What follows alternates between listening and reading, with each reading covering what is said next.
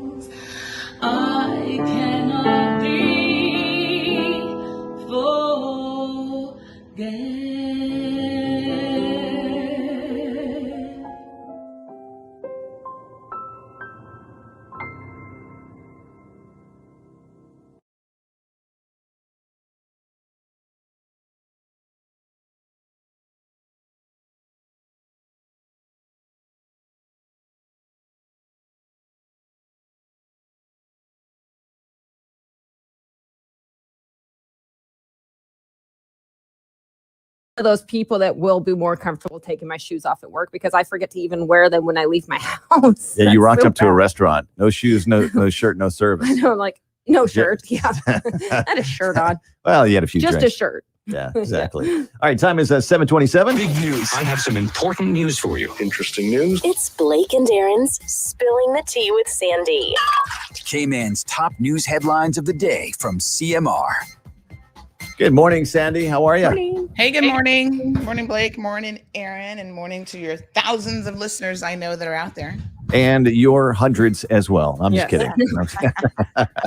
Slimy. Ever so highly.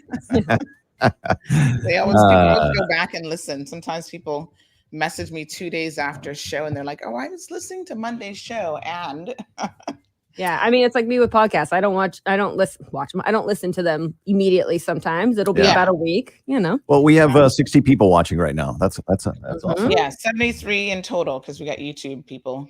Oh, okay. Yeah, I don't have those numbers. Yeah. So what's happening in the world of news for Cayman and the region? What do you got for us this morning? Well, Prospect Primary reopened today. So hopefully parents are getting their kids to school on time. Do you think that was a quick turnaround? It felt like pretty quick compared to what happened with, as it should, with Georgetown. Yes, I think maybe they are trying a totally different approach. Okay. I mean, they haven't said that, but I do get the sense that that's exactly what's happening. Edging ever so closely to people understanding that, there will be cases that pop up. And this is how it works. there were 4 cases related to that. Did I read 6, that? I think. Well, they've only, to the best of my knowledge, confirmed the one. Our sources have said that there were a few more, upwards of potentially 4 or 5, but I never saw a press release actually addressing that. So we'll leave that in the category of it's still in an unconfirmed rumor for Okay. now. Sometimes it takes them a minute to actually come back and say, yes, there are additional cases. So essentially what this is parents telling us there are more cases. And any Got it. idea where it came from? Any idea how No, I this think, you know child, what? I think at this point, that sort of thinking as well is going to fall away. Like if Because you've it's got just community transmission, you've got community transmission. I bet you they're doing just primary contact tracing just to try to isolate those individuals like in the same household sort of thing. And that's it. They're probably not even going beyond that at this point. Well, and that's why masks are important, an important Mhm. effect on non-transmission. You know what I mean? Mhm. You had a really great graphic on your the Swiss cheese graphic on your Yes. website, and it's a perfect analogy for how it's just another layer of protection. Do you have that handy, by the way? Yes, I should. I think I still have it because I refer to it all the time. Yeah, It's such a good demonstration. Let me just see Mhm. here. Do I still have it? because it Yeah, Yeah. it's if you look There at you go. there you go. Like if you look at and if you're looking at Yeah. on CMR right now, you can see that the vaccine can get through pretty much everything, but when you layer masks and you layer avoid touching your face and washing your hands and Mhm. testing And and isolating. vaccines, And, of Mhm. course, the holes in the Swiss cheese get a lot fewer and far Totally. between. and not So- just that. And I will keep saying it. Some people look more attractive with a mask on. You know what I found though? So oh For my those, gosh, for that's so those funny. those people that have the newer phones that have the facial ID to Yes, you have to unlock pull iPhone, your them it down phone. is so for- hard for it every won't time. work. Every time I forget, I'll I be know. holding it up and I'm like, ugh. It doesn't work. So then it's like I'm putting in my code, which now has to be longer Yeah. as well. Yes. So I'm like, ugh. Yeah. Exactly. I'm with you, Aaron. Yeah. I always have to pull my mask down. It Yep. should be Yeah, you're like, should "Oops, be a quickly." retina recognition. It's gonna have to, because the world, we're gonna Yes, but then I can masks. get contacts that look like yours, that look Nah. like your eyes. I think Apple's probably working on it already. I'm Ugh. guessing. I don't know. Yeah. Honestly, just put, DNA phone. just put a chip like right there in my forehead where no one can see, like right between my eyebrows. You can't see it. Yeah. Maybe like inject it with the Botox, Yeah. and then I can just use that chip to unlock it. Just put it. Whatever happened to the finger? Did they ever do fingerprint scans for phones? I kind of felt like they Yes, did. they Did did. that not Yeah. take off? Yeah. That was fine. I think it was. The fingerprint was on the home button though, so they don't have home buttons anymore. Yeah. So they'll have to figure out you can Mm. be able to just put your finger anywhere on your screen then and open it. Yeah. Yeah. Yeah. I don't have a Anyway. home button anymore. Me neither. They don't make them anymore. But the facial recognition, it would be nice if you could do, but you can't do 2 facial recognitions, one with a mask on and one. Actually, I don't know if you could or not. No, because you can only have one Oh, on okay. there. I think I might be able to actually add another person, but I don't think the mask would let it. I don't know. Yeah. Let's just say I've not gone far enough to even try. Sandy, you working on anything else this morning? We're going to be talking about a little bit of a court case. Remember the home invasion back in 2017? Yes, I read that Mhm. story. The guy got convicted. Yes. So this is the last defendant that they were. Wow. This story has had a lot of twists and turns. It's been There were gag orders and stuff in place that the average person would not know about. So there were certain things that the media could not report on. Mhm. I read that there was but- a 3-week trial. Is that true? More or less, yeah. Yeah, that's a long Yeah, trial. it started in early That's very September. long. Yeah. Mm. So they said they finally got their man. Yeah, there was a lot of evidence. And, I think every person should at least go to court once and see a grand court trial, how they present evidence, because it's not as simple as people think. So when people say, well, why can't the police just do this and this and this? Like evidence has to be introduced as what they call live evidence. So a person has to talk about, I was there and this is what happened. The police have to talk about how they carried out their investigation, how they obtained evidence, how they got the phone.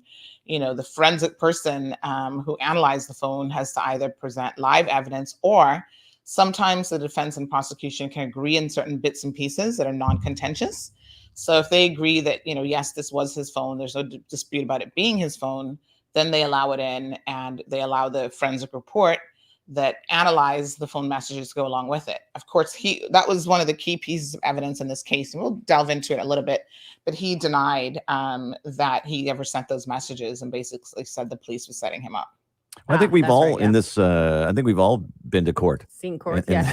Let's all go for a traffic offense or court, whatever. Yeah. Let's all go to court to see it going on, not end up in court. Yes. And summary court is not quite the same as a grand court trial, so there is a difference. And, remember when we used to have to go to having court? Remember when we used to have to go to court for a seatbelt, not wearing a seatbelt? Oh yeah, they stopped doing that. I actually was on a jury trial. I was part of a jury for 6 weeks when I was in my mid-20s in Chicago. I got selected for jury duty. 6-week trial. And my work was not. And you were sequestered? My work was not happy about that. They paid me like $25 a day or something.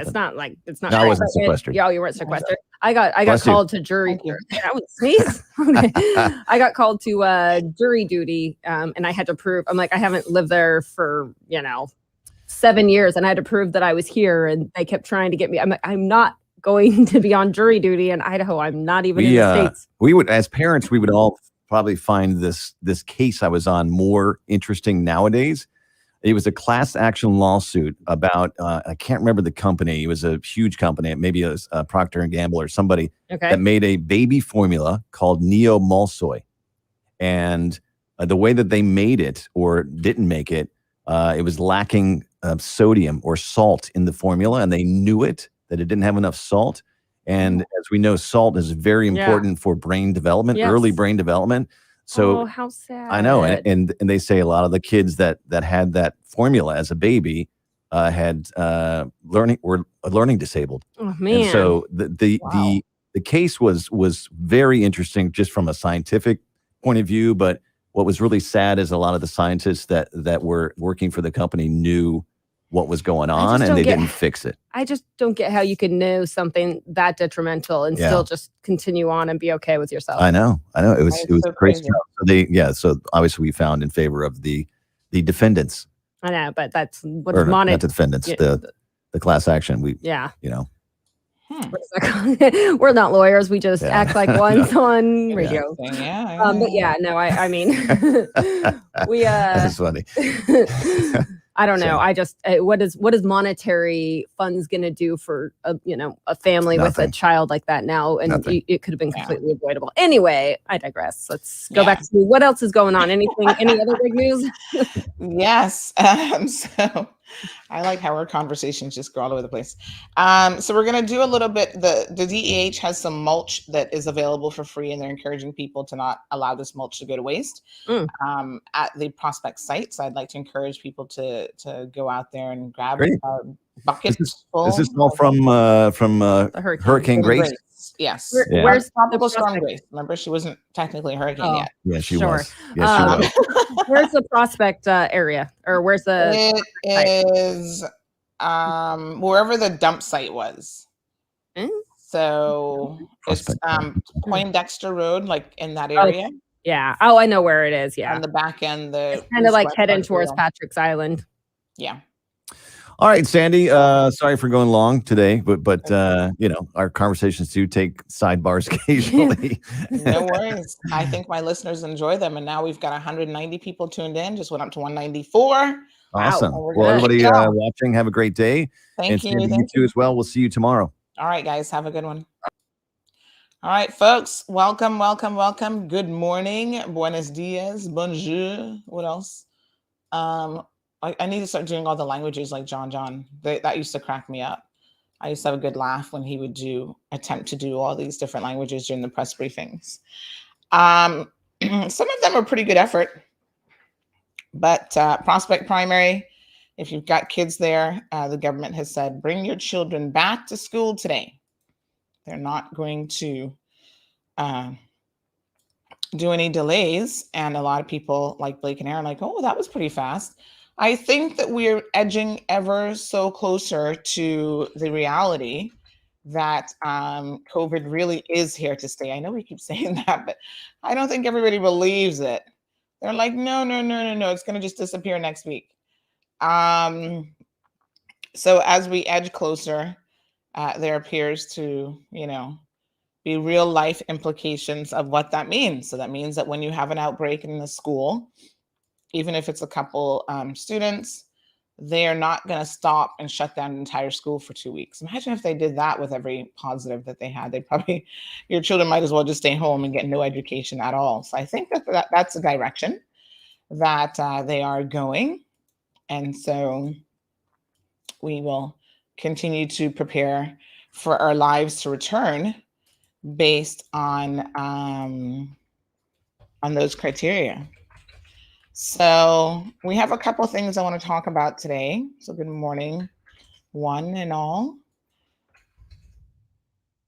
Just posting a couple quick notifications here. So how is everyone?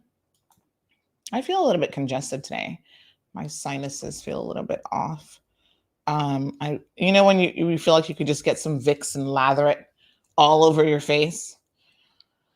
Have you noticed, maybe this is just me, but have you guys noticed that the potency of Vicks isn't always the same?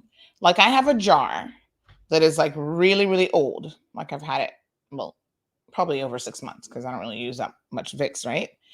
And I feel like that one is actually a little bit more potent than some of the more recent ones that I've purchased, which is super weird. I mean, shouldn't the formula be the same? I don't know.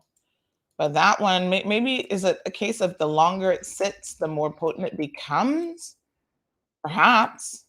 But yeah, that one is super potent. Like that's my go-to one. Like I'm always searching all over the house like, where did I put that one again? And I try to keep it in one singular spot so that I can put my hands on it. But yes, honey child, I put that on and it's like, woo, my eyes are burning, my sinuses are burning, everything is burning. It's like, and I only can really tolerate it for like maybe 5 minutes, but it does the job. It draws out and clears out my sinuses really, really quickly. You know what else will clear up your sinuses? A good cup or mug or bowl of the right kind of soup. So soup with like a little bit of spiciness in it, that does the trick as well. So you put that on and you're like, woo, in no time you can breathe easy. Humidifiers that come with the little Vic packs, sometimes they work too. And this sounds really strange, but wasabi. Wasabi does wonders, folks. I mean, you got to have a little bit of it because it is spicy, but it's going to clear out your sinuses as well. Evelyn, good morning. Beautiful Alice. Mitzi is joining us. Good morning, Jonathan. How are you? Bless up, bless up. He's asking for weather updates. Yes, I did see something was brewing out there. I will have a look at that. No problem. Good morning. Buenos dias to Elizabeth. Tracy has got it locked in. Oh, Tracy, you look like you got a glamour shot for your profile photo. Tracy, did I see somewhere recently that you had a birthday? If so, happy birthday. Anne-Marie, good morning, beautiful. Daisy, how are you? Junior's here. That's Leroy. Paula, good morning. Paula says, morning, Sunday, Sandy. This is a day that the Lord has made. Let us rejoice and be glad and get vaccinated. You go, girl. Good morning, Miss Sue. Good morning, Wee Wee. Good morning, Felicia. Hi, Larry. Joining us from New York. Emma's got it locked in. Larry is always making requests of the station. They don't really, I don't think they really see the comments, Larry. He said, play some David Bowie. So good morning, Carson. Thank you. Blissful Powell is here. Says to God be the glory. Emma says the Samsung still comes with the fingerprint, face recognition, and security number codes. Oh, interesting. So Samsung devices still have like a home button of some sort, I guess. Keisha, Ruby, watching from Georgia, the beautiful state of Georgia. Vernita says she did jury duty and she loved it. Wow. Most people do not like jury duty. Some cases are boring. I've seen a few. And literally you're like falling asleep. As a jury, obviously, you're trying to stay awake because you got to listen to all the evidence presented to you. Marshall, Kevin is here. Omiria, good morning. Odette, Diamond Princess. Jonathan says that's exactly what they need to do. I guess he's referring to the schools. Open back up. Good morning, Olivia. Delcy is here. Thank you so much. Yes, Delcy, if your son goes to Prospect Primary, unless he's been told otherwise, he needs to go to school this morning. Now, let me tell you what the official statement said from government. It was short and sweet and to the point. We posted it up last night. So the Ministry of Education announced on Wednesday, that was yesterday, that Prospect Primary will reopen today, the 30th. Members of the affected class, so if you're in that group, will remain in quarantine with members of their household for 14 days, as per directives from public health. So they reminded you that it closed on the 28th, which was Monday. Was that Monday? No, that was Tuesday. After public health confirmed that a year 6 student of the school tested positive. So they've only confirmed the one student so far. But like I said, our sources have indicated that there's more.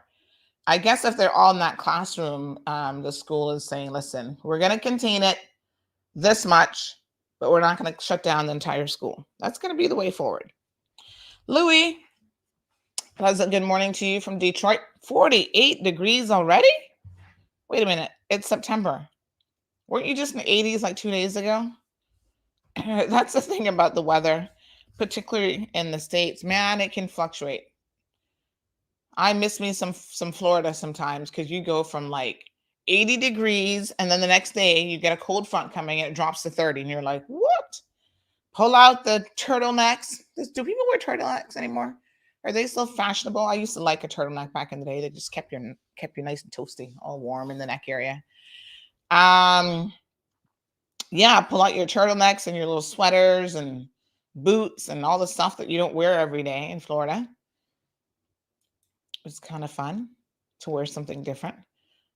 When I first came out to Cayman, I used to chuckle at people when we'd have a cold front, like December, and they'd pull out like proper boots. And I'm like, y'all just want to wear boots.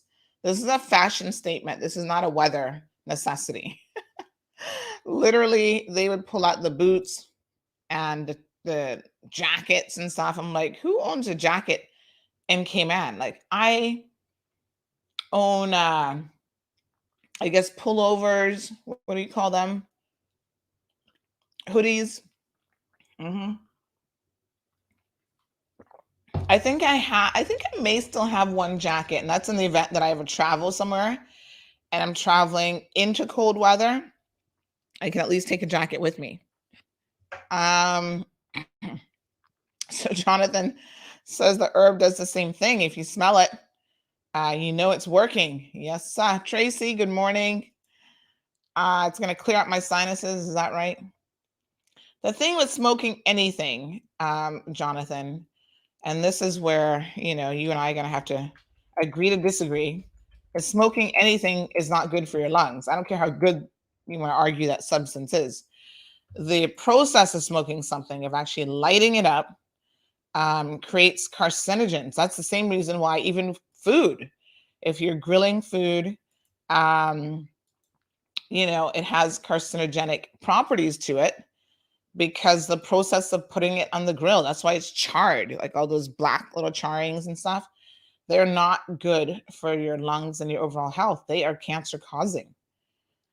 So good morning, Maria. Alicia's here. Mr. Blair joining us from Florida. Remy, can I tell you that yesterday something came up on my I think it was my Facebook, let me see now, memories, where I had tagged you from something like 7 years ago or 10 years ago or something. Let me see if I can go and see. Oh gosh, Facebook is always showing you memories, child. Some good and some you're like, oh, can we forget that situation? So it's interesting to see what you were doing all these years ago. Oh, today's my aunt's birthday. I know that because of Facebook memories. Happy birthday to Adonia Barnes. Everybody knows her as Topsy. So let me see, when was this? 12 years ago? Oh my gosh, Facebook goes way back in memories. Oh my gosh, listen to this. September 30th, 2009, I posted the following. Hear this. Another child molester in Bodden Town is in custody. He's between 60 to 70 years old and started molesting his child from the age of 9. And now she's 13 and pregnant for him. When will they change the law? Please sign the online petition. Wow. What case was that? 2009. 12 years ago. I would have to, oh gosh, does anybody remember what case that would have been? But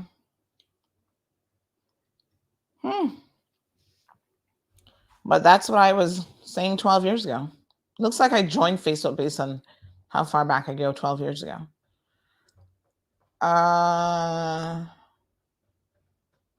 And then I posted another question later that day. Do you believe that a child who's become pregnant as a result of sexual abuse should be allowed to have an abortion? What a mess. And you know, we still haven't done much to address that whole situation. Really, really sad. It's not allowing me to go back another day. But Remy, something popped up with memories from yesterday. Was that the James Webster case? I kind of think that no. James Webster couldn't have been 2009. I'll tell you why I know that. I came back to Cayman in 96. James Webster was in the late 1990s because I was so flabbergasted and shocked at how these cases were being handled in Cayman. I thought to myself, this can't be right. There's something wrong. Right?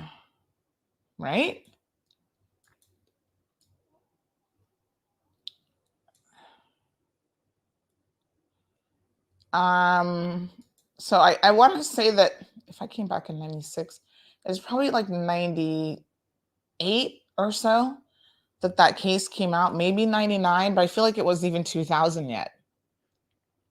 One of the more disturbing sexual abuse cases because it was his own daughter. Plus the age doesn't match for him. He wasn't that old. He's not even that old now.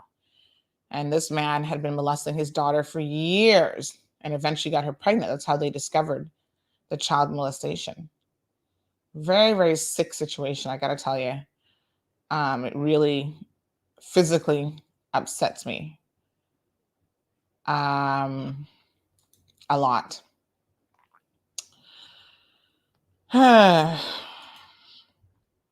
Good morning. It's your girls, Zara. It's your girl, Zara. Oh, good morning. She says she's on the other side today. Does that mean you're on YouTube? Good morning.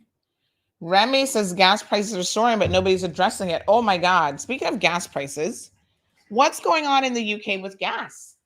Miss Darlene, I turned on BBC News yesterday and I was shocked. I'd kind of seen stuff in passing on the news, but there's some kind of gas shortage because apparently the UK are treating gas like toilet paper, where everybody's like running to get some.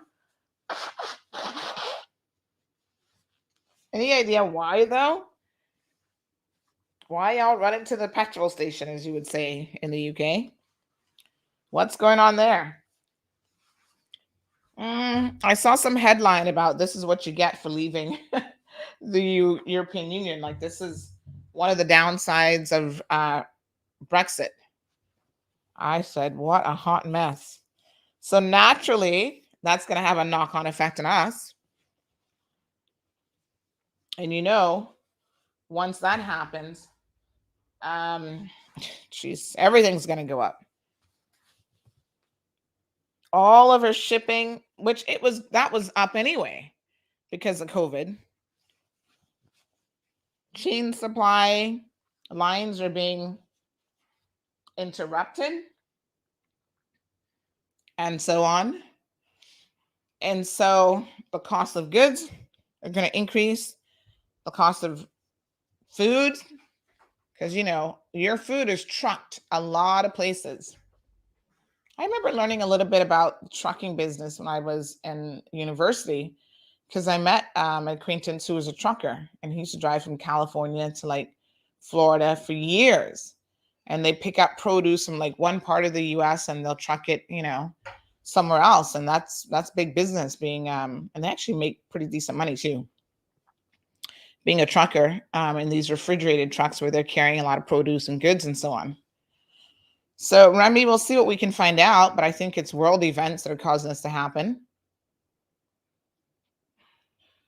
Miss Jan reminds us that good old hot water, just steam your face. Put your face in some nice steam hot water, yes. Or even when you get in the shower, just let it run on your face really, really, really hot. And steam helps to clean out the pores as well. So it's good for your skin up to a certain point, because then you've got to moisturize it so it doesn't dry you out. Zambula, let's talk about the first, please. The first. Oh, the case. Zambula's like typing. Oops. Let me retype that. Well, let's talk about it. So we have Shane Connor. And I feel like Shane has been in and out of jail a good portion of his life. He's from East End. There he is. And he seems to always get himself in something or another over the years. He has been convicted for a number of offenses. I don't personally know him, but he has reached out through Dr. Frank the other day to say that he wanted his case covered. I don't think it was this case, though. It was some other case that he was being accused of knocking on people's doors in Prospect. And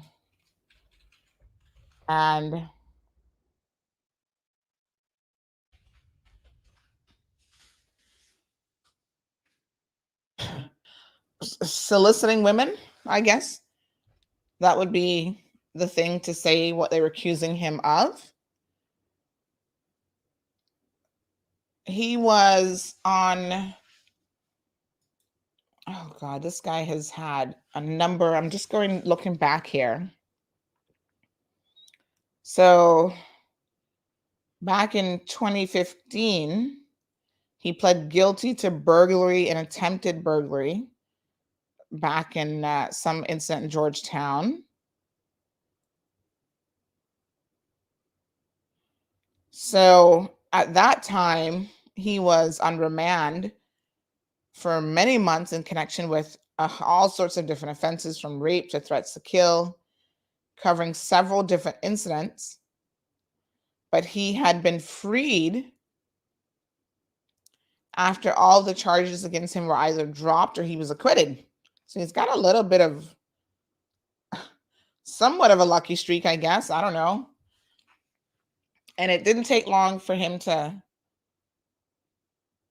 end back up in jail. So there have been times when they've caught him red-handed. Thanks, Jonathan, for that. They've caught him red-handed, and then they just were not able to have it stick.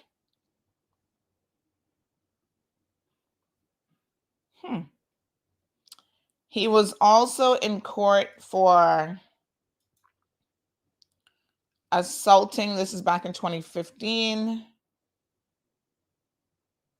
He was acquitted for the 4th consecutive time, so he's had the luck of the Irish. And he was discharged by the court at that time, where he was in court for threatening to kill his own mother in September of 2014. So his mother had requested a protection order at the time from him, but didn't give any evidence. And he denied the allegations.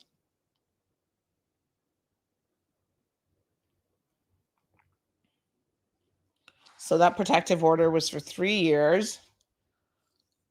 But I think because she didn't testify, then that case he got acquitted.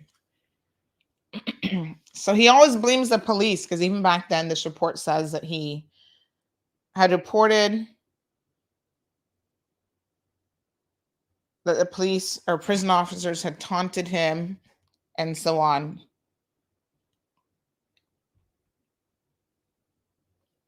He was also facing 2 rape charges at the time,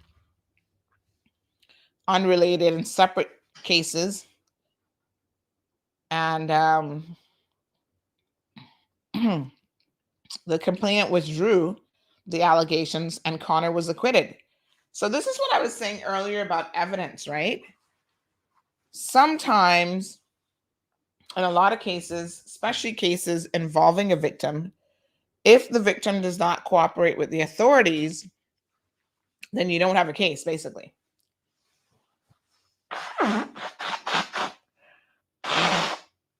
Sorry. That's why there's another case that's happening right now. I think it's, I think the jury was discharged and they were starting over. There's something that happened with it recently in court, but they're going to be restarting that case. And that was another allegation of tampering with a witness, because if you don't have a victim willing to cooperate with the police, then the police basically have no case. Even if the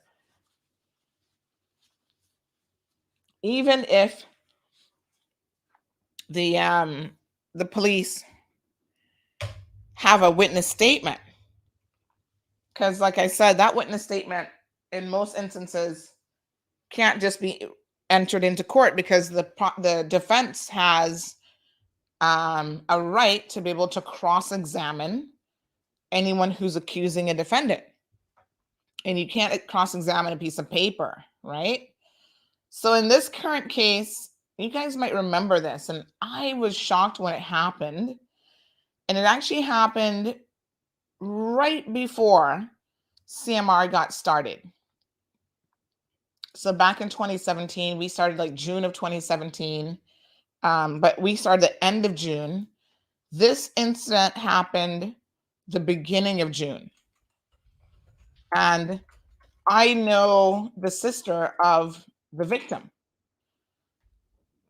We worked at Maples back in the day. So there were a number of individuals involved in this, and how they caught them. Some of it was a little bit of police work and some of it was luck. So these guys actually stole, amongst other things, like a Cartier watch. I think they stole like $30,000 worth of stuff. Cartier watch, jewelry, and electronic devices. And one of the electronic devices that they stole was an iPad. And so the iPad has, of course, if you have an Apple device, you're stupid if you steal those, first of all, because most people have the tracking, Find My iPhone, Find My iPad set up on those. And that's how they were able to locate where they had stashed the goods. And then that led them to fingerprint evidence in the bag and other things, right? But they didn't get Shane Connor right away. So they got Elmer Wright, 26 years old. You guys will remember back in 2020, he was found guilty January of 2020 to 6 different offenses relating to the St. Patrick's Island home invasion that took place on June the 17th of 2017. Now, he has since been sent to the UK. Remember, he was a young man that when they had his trial, they were taking a helicopter out every day. He was being escorted by police vans and all sorts of stuff. There was a lot of security around him because apparently he had made threats to members of the judiciary. Oh, someone is saying that I should remind you all that there is a full-scale airport emergency exercise happening this morning. So if you're in that area, expect some delays by the airport. I would suggest avoiding the area completely. I feel like we did get something in relation to this. Hold on one second. So, you know, the airport carries out these exercises on a regular basis. Let me see here. Somebody sent it to me a couple days ago. So yes, so just be mindful of that happening. I got this from someone, but I never got it by email.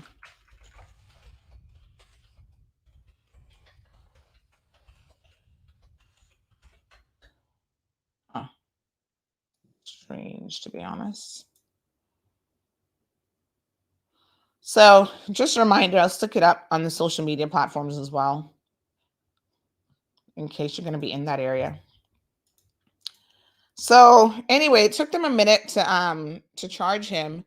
Part of the issue, I think, is they knew or suspected he was involved a couple years ago, and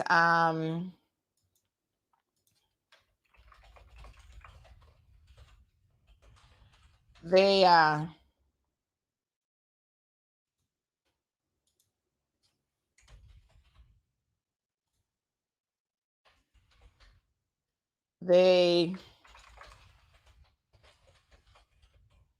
needed to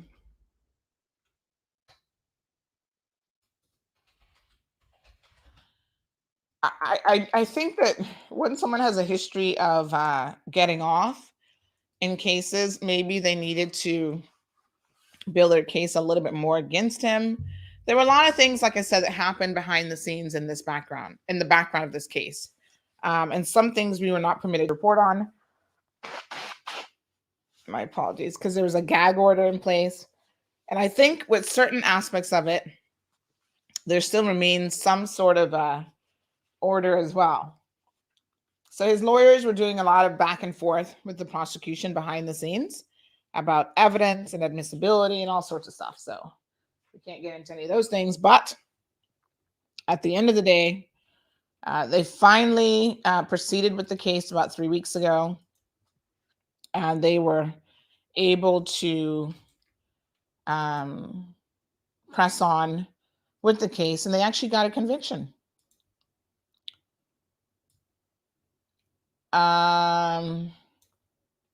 Yeah.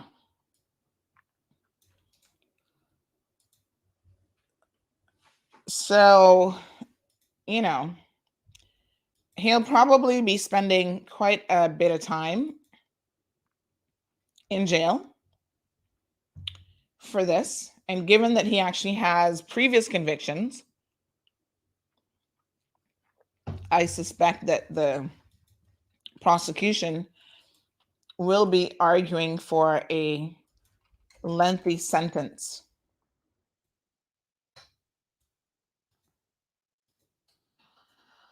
It is what it is. I don't know what to tell you except that, eventually stuff catches up with you one way or the other. This young man over the years seems to have had some issues. And the cold hard truth is sometimes somebody just,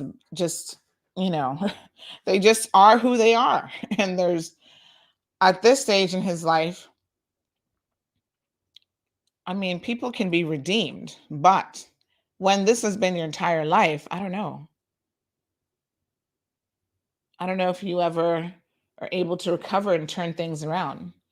Maybe if you spend 10, 15 years in jail, that gives you a lot of time to think about how your life is going. And you have an opportunity to potentially turn things around. He's probably gonna have a long time to think about it.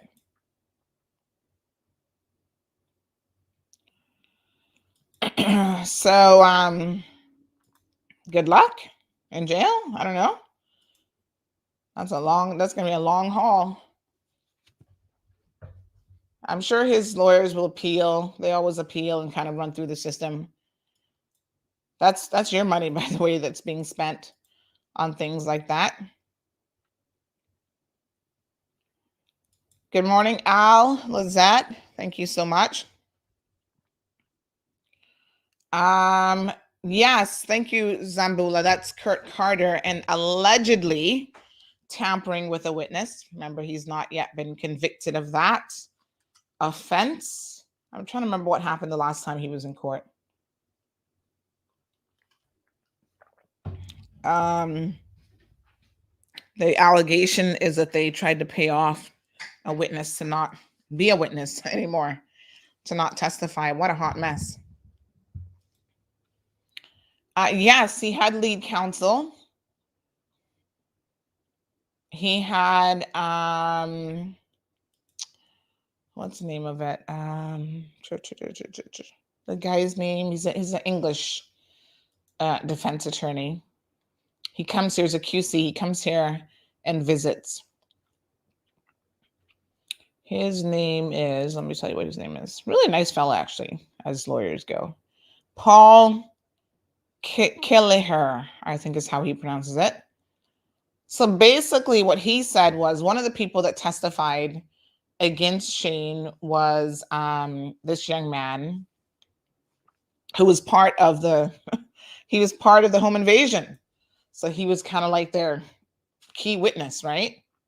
Kane Thomas, a co-accused, testified for the prosecution. And I did catch some of his testimony. I was there. And he basically said, he was pretty young when this happened. And how he got to know Shane was through his dad, because I guess they were friends. And he would hang out in his dad's yard, and that's how he got to know him. And so one day they came up with this plot to carry out some burglaries. So they actually started in West Bay, and they attempted to break into a house, but they were unsuccessful at that location. But when the attempted burglary there was reported, and they actually found the bag of goods, then it became very, very clear that the two were connected, and they went and actually got CCTV footage that quickly, tied the events together. And of course, Connor has had previous convictions for burglaries before. He's been in jail for that.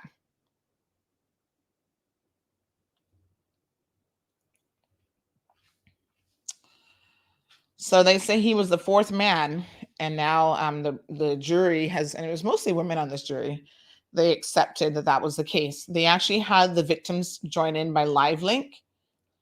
And, when you have gone through an ordeal like that, like someone coming into your house as you're sleeping, no less. I mean, you got to understand how incredibly scary that must be to just wake up and you've got four men at the foot of your bed.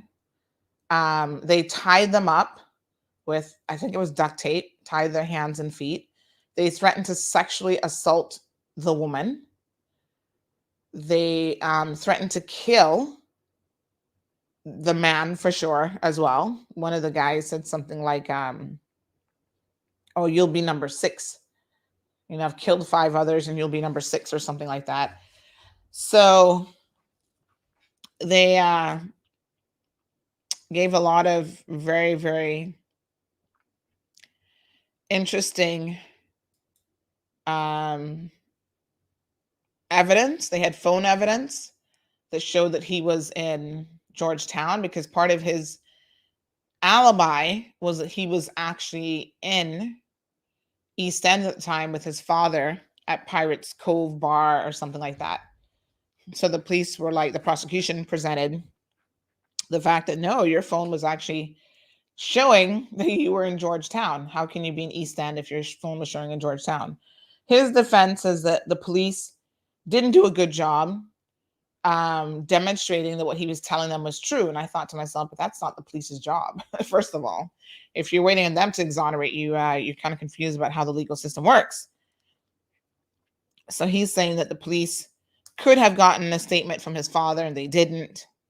And they also could have gotten CCTV camera and they didn't. But I think the evidence in this case was pretty overwhelming, actually. They had messages between him and his co-accused saying different things. In fact, the irony of it is they were actually trying to cut out one of the other guys. They were planning to keep the loot for themselves, him and the main guy there. And it was kind of interesting that criminals can't even be loyal to each other. No surprise there, really. So that was interesting.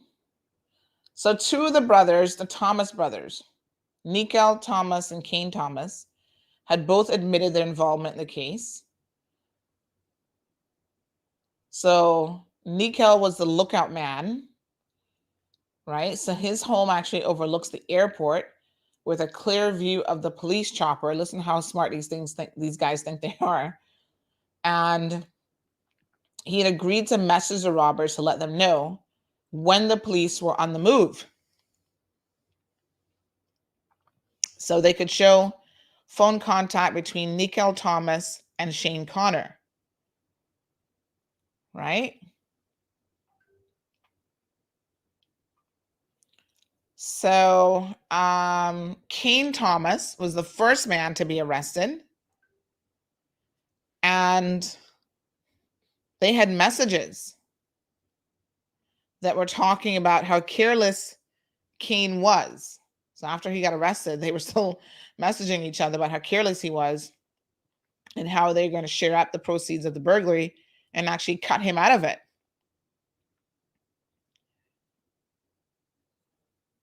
So he was the one, this Kane Thomas young man was the one who showed up to court and actually gave evidence of what happened and how the whole criminal enterprise came about. So WhatsApp messages. Connor's DNA was found in a glove that police recovered when they tracked a bag of the loot, of the stuff that was stolen, that had been hidden by the robbers. And again, they were able to track that because of that Find My iPad feature. Took them right to it.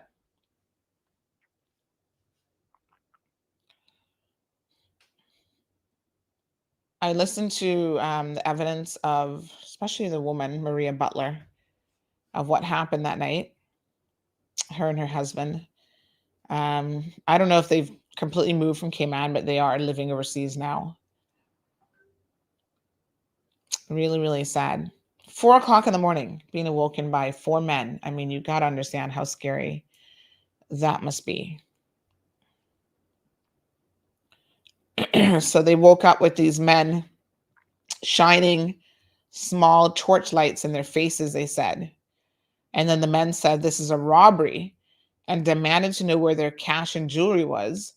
And during the frightening invasion, the 3 men, 2 armed with guns and the other one with a hammer, threatened and assaulted them and tied them to chairs with duct tape. These are some of the details that came up during the trial. The robbers were all masked up. One had on a Halloween mask and the other had on black material over their face.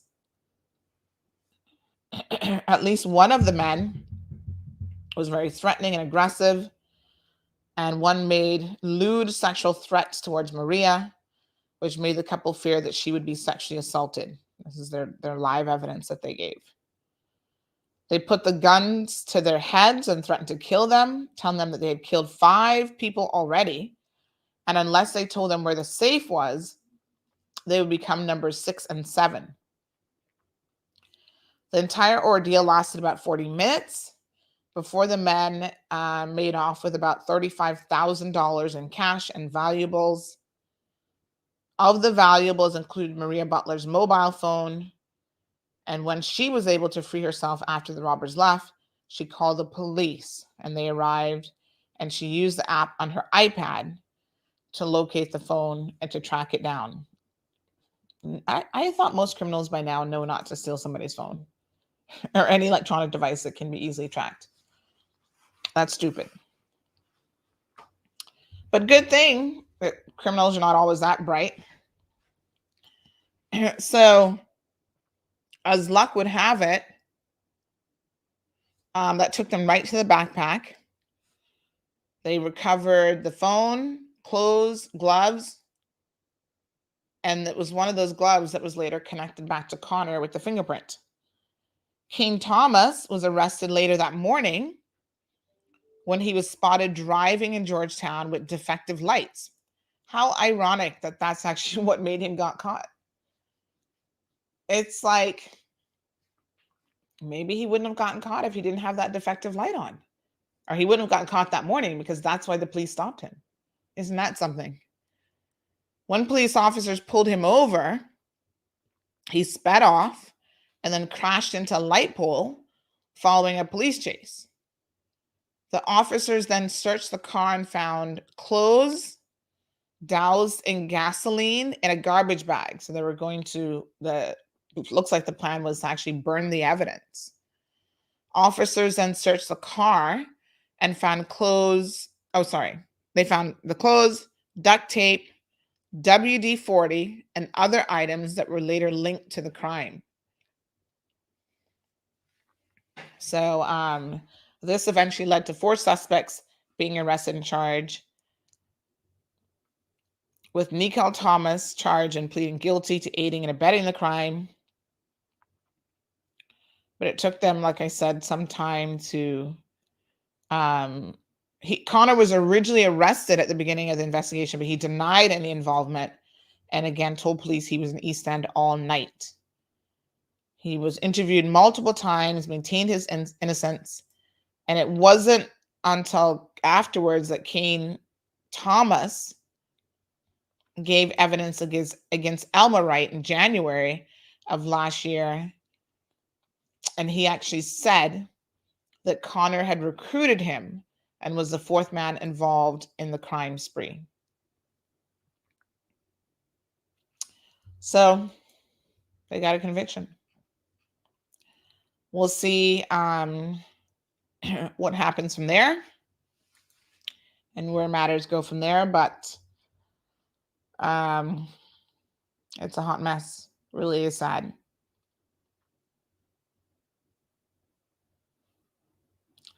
So they actually stole a car, by the way, at some point that was used. They stole, after they attempted robbery in West Bay, they then stole a car at Marriott Hotel, and they used that then to go to the Patrick's Island house. Sad situation. Good morning, Miss Alba. How are you? Zambula says, Hina kill a bird, much less a soul. I don't know. I guess criminals have bragging rights. Like, they like to make you think they're bigger and badder than they are sometimes. But I can tell you that this couple was scared out of their wits. I remember speaking to people connected to them right after the incident, and they were so fearful of even remaining in that house after that. Yes, they're trying a thing, Seymour. They're trying a thing. Trust me. What a hot mess. So, good luck in prison, I guess. I don't know if they will send him to the UK as well. Sometimes they do that because certain individuals, I think there's 2 brothers that are over in some prison in the UK as well. They feel like they can't control even the prison population here because of their ability to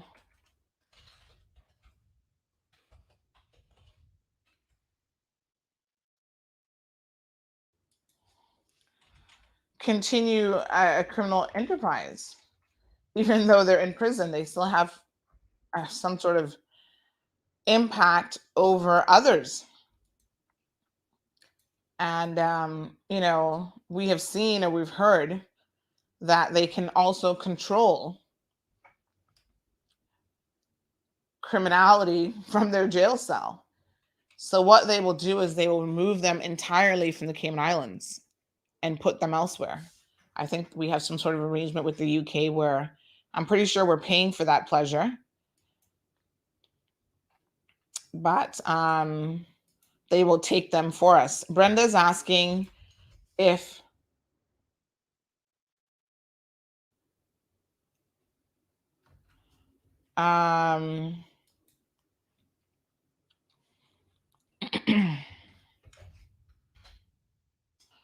if they knew the couple, and there's no indication that they did at all.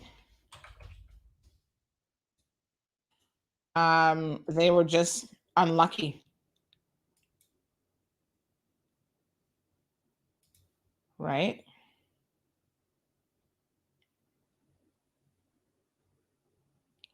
So someone has just said that fire truck and fire rescue just pulled up and parked in the middle of the road by Deckers, but headed into the hotel across the road. The fire crew are running in. Kitchen fire, maybe? Because that hotel doesn't have any occupants, I don't think.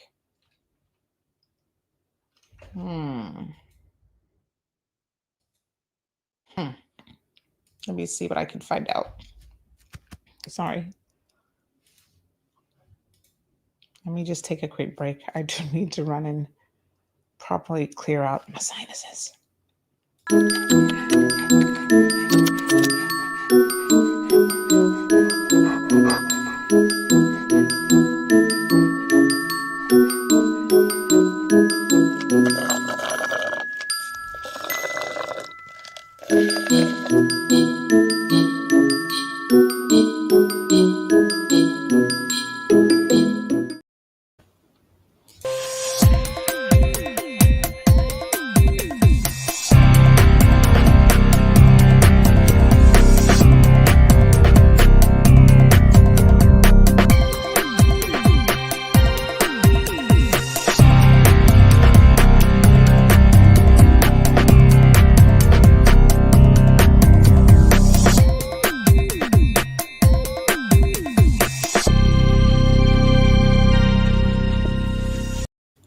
So this is the photo of what's happening in West Bay Road now. I'm reminded that there is a restaurant, Tilly's, in that apartment, or that hotel. And I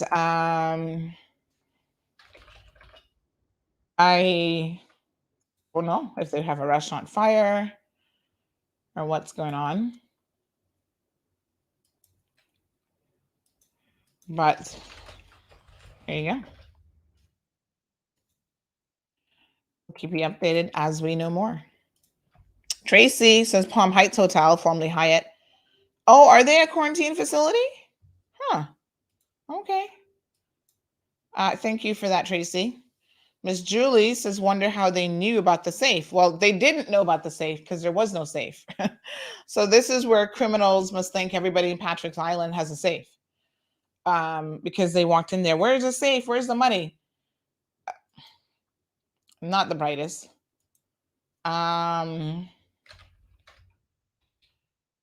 You know, yeah, they were looking for some big load of money. And unfortunately, what they end up getting is jewelry and other things.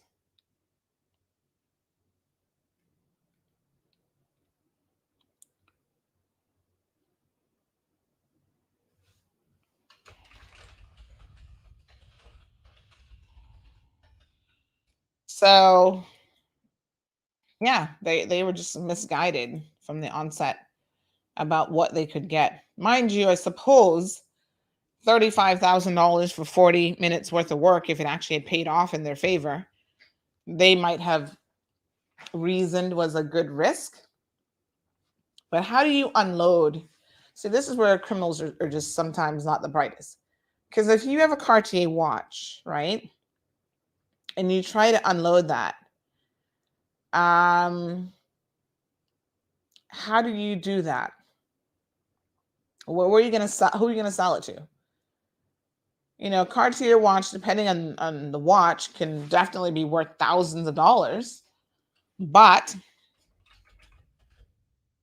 who in Cayman is going to be buying this watch from you? If it's an individual, like if you try to stick it on a website for sale or whatever, they're probably going to want some documentation of the watch. Like, do you have the original paperwork, that sort of thing? So, I mean, if you go to the pawn shop, you know, one of the issues with the pawn shops is they have, after they came into business, there was a concern that they were allowing people to come in and they were basically accepting stolen goods and not really asking a whole lot of questions. And it's not, they'll argue that it's not their job to ask questions. I do know now that with electronics, they actually ask you to open the devices, because what they had happening is that people would steal cell phones and other electronic devices, pawn it. Oh yeah, I'll be back for it, but not really, because you know you stole it and you can't even unlock the device. So I do know that they were starting to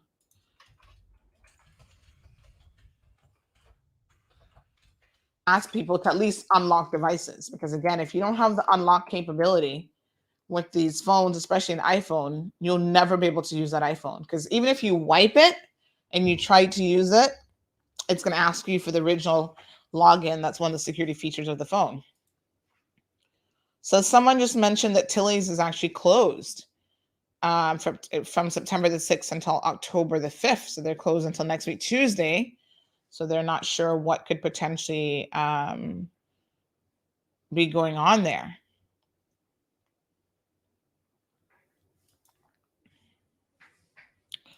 I don't know. I guess we'll hear soon enough. If it's just might be a false report. You know, that's the thing with fire rescue. They always have to be there just to check it out. So Ms. Brenda says, I was wondering why that particular couple was targeted. Maybe they crossed paths previously. They clearly had prior knowledge. My thinking, criminals don't do random robberies. Well, it looks like this was a random robbery, Ms. Brenda.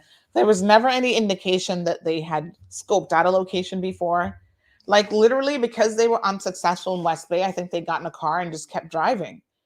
And they probably just picked that house because it was easy to break into. Which, not for nothing, folks, but in this day and age, invest in an alarm system. You know, we haven't quite gotten to the point where we all need burglar bars yet. Sadly, that might come. But an alarm system, go tell Security Center I sent you, because I use them. And I'm telling you, it will at least alert you that someone has pried open a window in your house.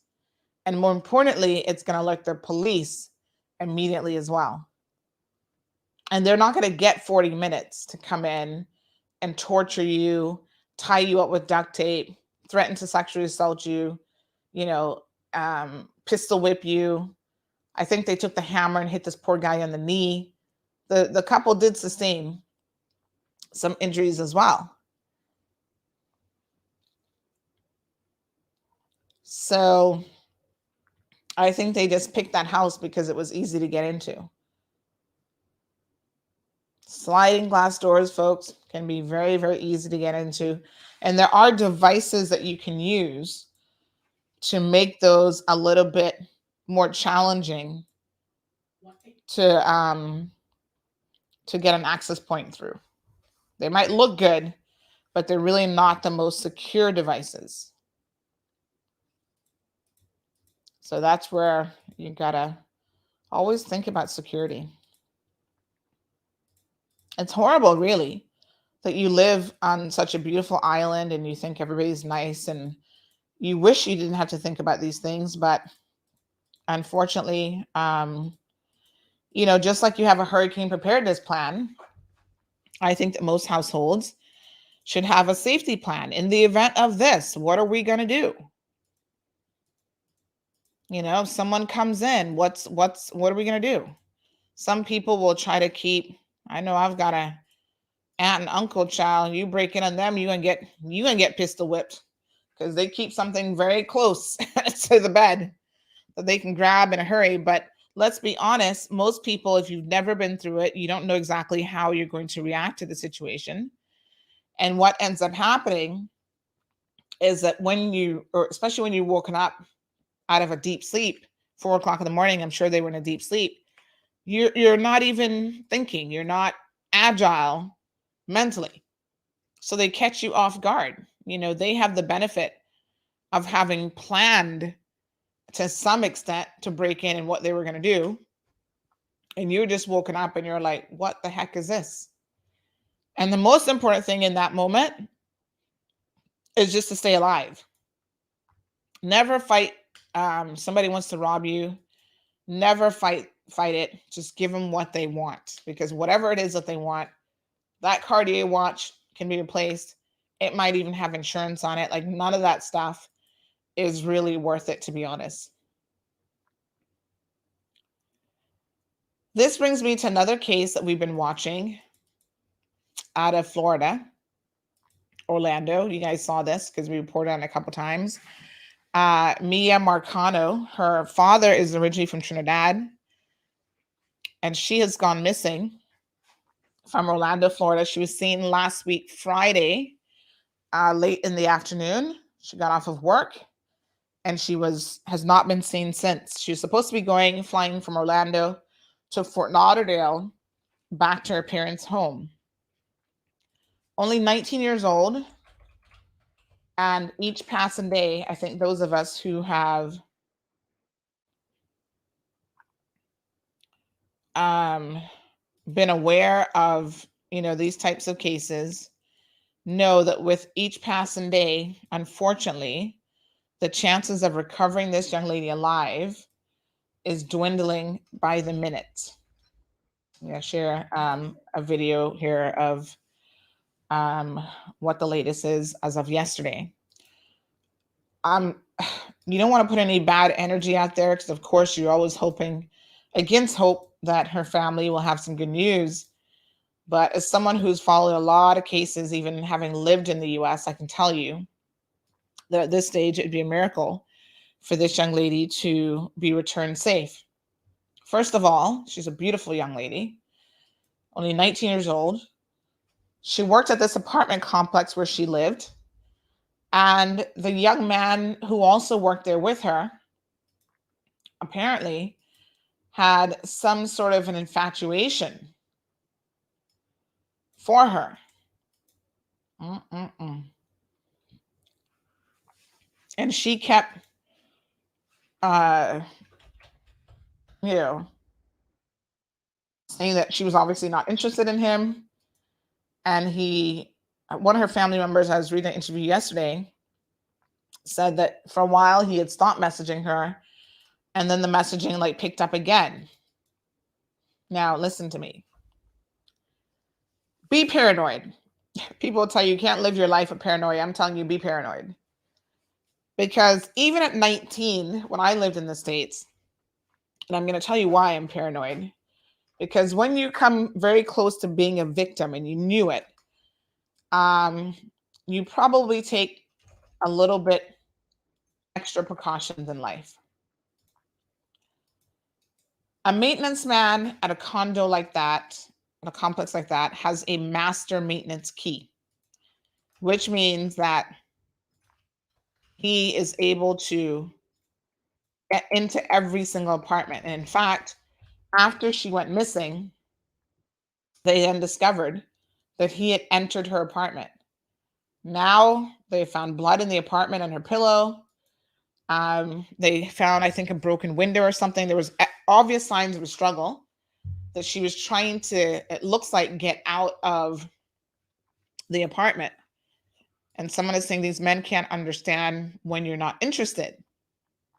Well, unfortunately, some men take a very different approach when you're not interested, in that they will do everything in their power to get you by force, even if they have to.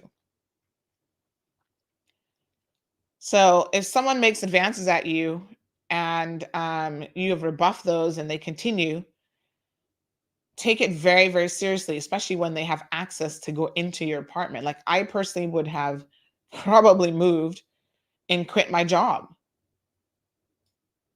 But, you know, this isn't the victim's fault. I don't want you to think that that's what I'm saying here. This can happen to anyone, really. And unfortunately, you have got to really think about these things, especially when you live in a place like the US. I'm going to share a story with you guys that is probably going to blow your mind, but here it is. When I lived in Florida, I lived in Tampa. There were some high profile cases of like women going missing. I don't know if you guys remember the one. Some of you might be too young, or you probably weren't listening to Florida news back then, where an entire family had gone missing, a mother and her two daughters. They were visiting from, I think it was like Minnesota or Michigan or somewhere up north. And they came down to vacation. I think originally they were in Orlando. Let me see. I'm trying to look this case up because this was a number of years ago. And the way that they solved this case was so incredibly shocking, because they solved the case with a billboard. Let me tell you. Yes, this was the early 1990s that they actually arrested him. Obla Chandler was his name. He was executed, I believe, in 2011. I believe he got the death sentence for this case. A triple murder. So, you know, I grew up in Tampa and unfortunately grew up hearing about these cases. And listen, when you're a kid and you hear these types of cases, they scare the bejeebers out of you. Like literally. I would read the news and I'd be like, oh my God. And this was a big case back then. So this was St. Petersburg, Florida, which is right across the bridge from Tampa. 1989 was when it happened, but I remember reading it in the news. I remember seeing it because 89, I would have been in high school. I graduated high school like in 91. So I would have been like probably starting my first, because high school was like 3 years. So I would have been starting like my first year of high school. Of course, as a teen, you're reading the news, that sort of thing. So it was shocking because they were from Ohio. And it was the wife and her two teenage daughters. They decided to take a vacation to Florida, left the husband, back home on the farm. and they turned up dead. Their bodies were discovered because what he did was he actually killed them and threw them overboard with like bricks to their feet or something. Really, really horrific. Sexually assaulted them, weighed them down with bricks, and then threw them overboard. So the mother was 36, the daughters were 17 and 14 years old.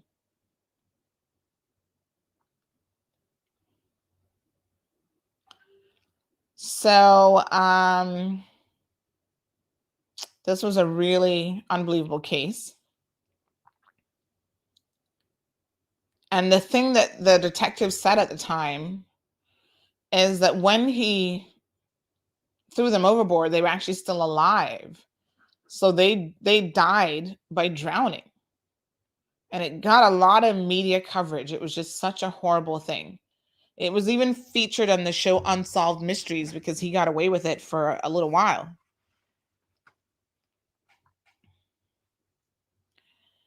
So what ended up happening is they went to Disney World from Ohio. They were planning a visit to Busch Gardens, which you know is right in Tampa. In fact, I grew up about maybe a 20-minute drive from Busch Gardens. Like it wasn't really that far where my aunt's house was. And USF is like a stone's throw from Busch Gardens and stuff as well, right? So they met someone, which turned out to be this murderer, who had offered them an evening boat ride. And then they never returned. So what he did was he wrote down the instructions, like wherever they met him. I don't know if they met him at the gas station or wherever. He knew that they were visiting from out of town, first of all. And he wrote down the instructions for them.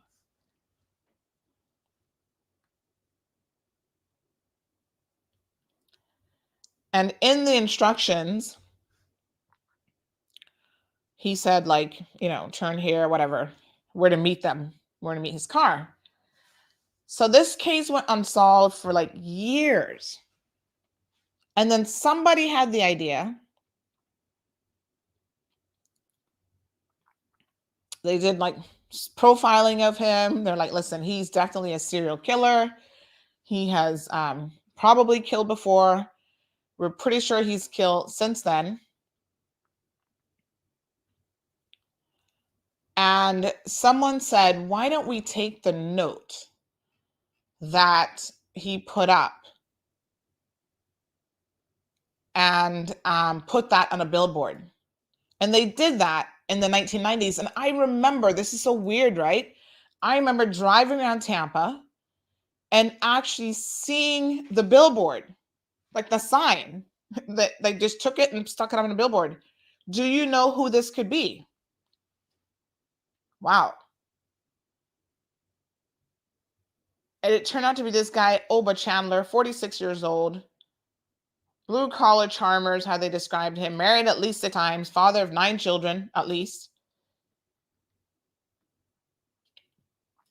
And in 1992, they were able to finally convict him.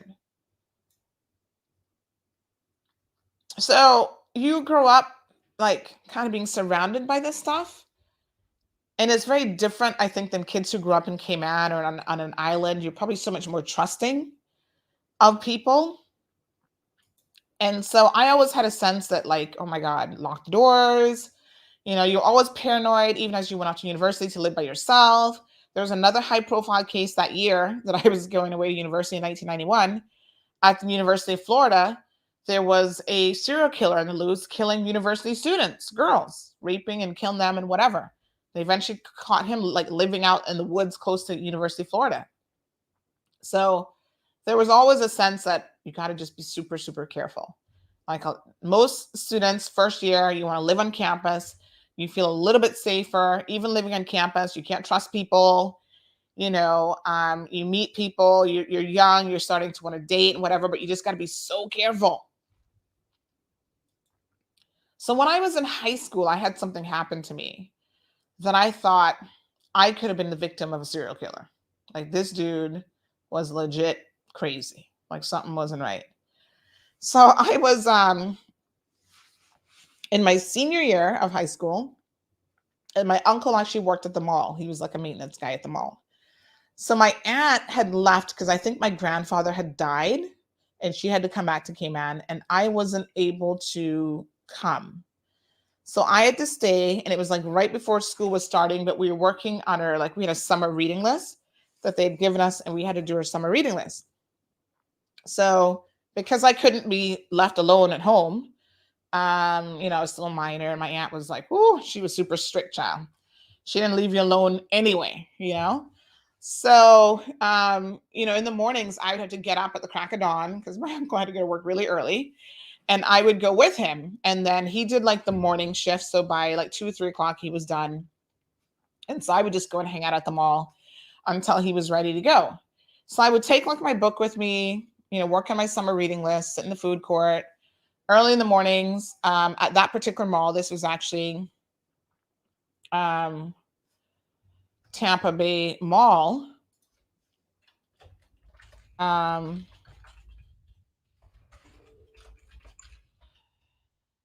We had a lot of seniors that they had like a walk-in program. So they would walk like the length of the mall every morning. And so because I was doing this for a little while, I would join them in the mornings, and they loved it. Having a young person join them was so much fun. And we would like talk and whatever. I would get a little bit of exercise in. So that was like the morning routine. Get up in the morning, go to work with my uncle, walk around with the old folks. They would walk like maybe an hour or so. Actually before the stores open in the mall. And then by the time the stores start to open, then they would pretty much leave. And then I would hang out and kind of like window shop or whatever until my uncle's shift was done. So one day now I am at the walking around. The stores were just starting to open, and the mall opened at 9 o'clock. And I'm at the pet store. So funny. I'm just standing at the pet store, looking in the window at the little dogs, thinking to myself, oh, they're so cute. I was probably wanting one. Why won't my aunt buy me a dog? Whatever. And I feel somebody looking at me. Even when someone is in your peripheral view, like they're standing next to you, but you can feel them intensely staring at you. And this is what was going on, right? So this guy is like, and I knew it was a guy, although I didn't turn around and look at him directly. I could feel him just staring at me. And I'm like, okay, this is a little weird. Like it just gave me a weird vibe. So they opened up the shutters for the pet store, and I just walked in the pet store, and this guy walks in the pet store.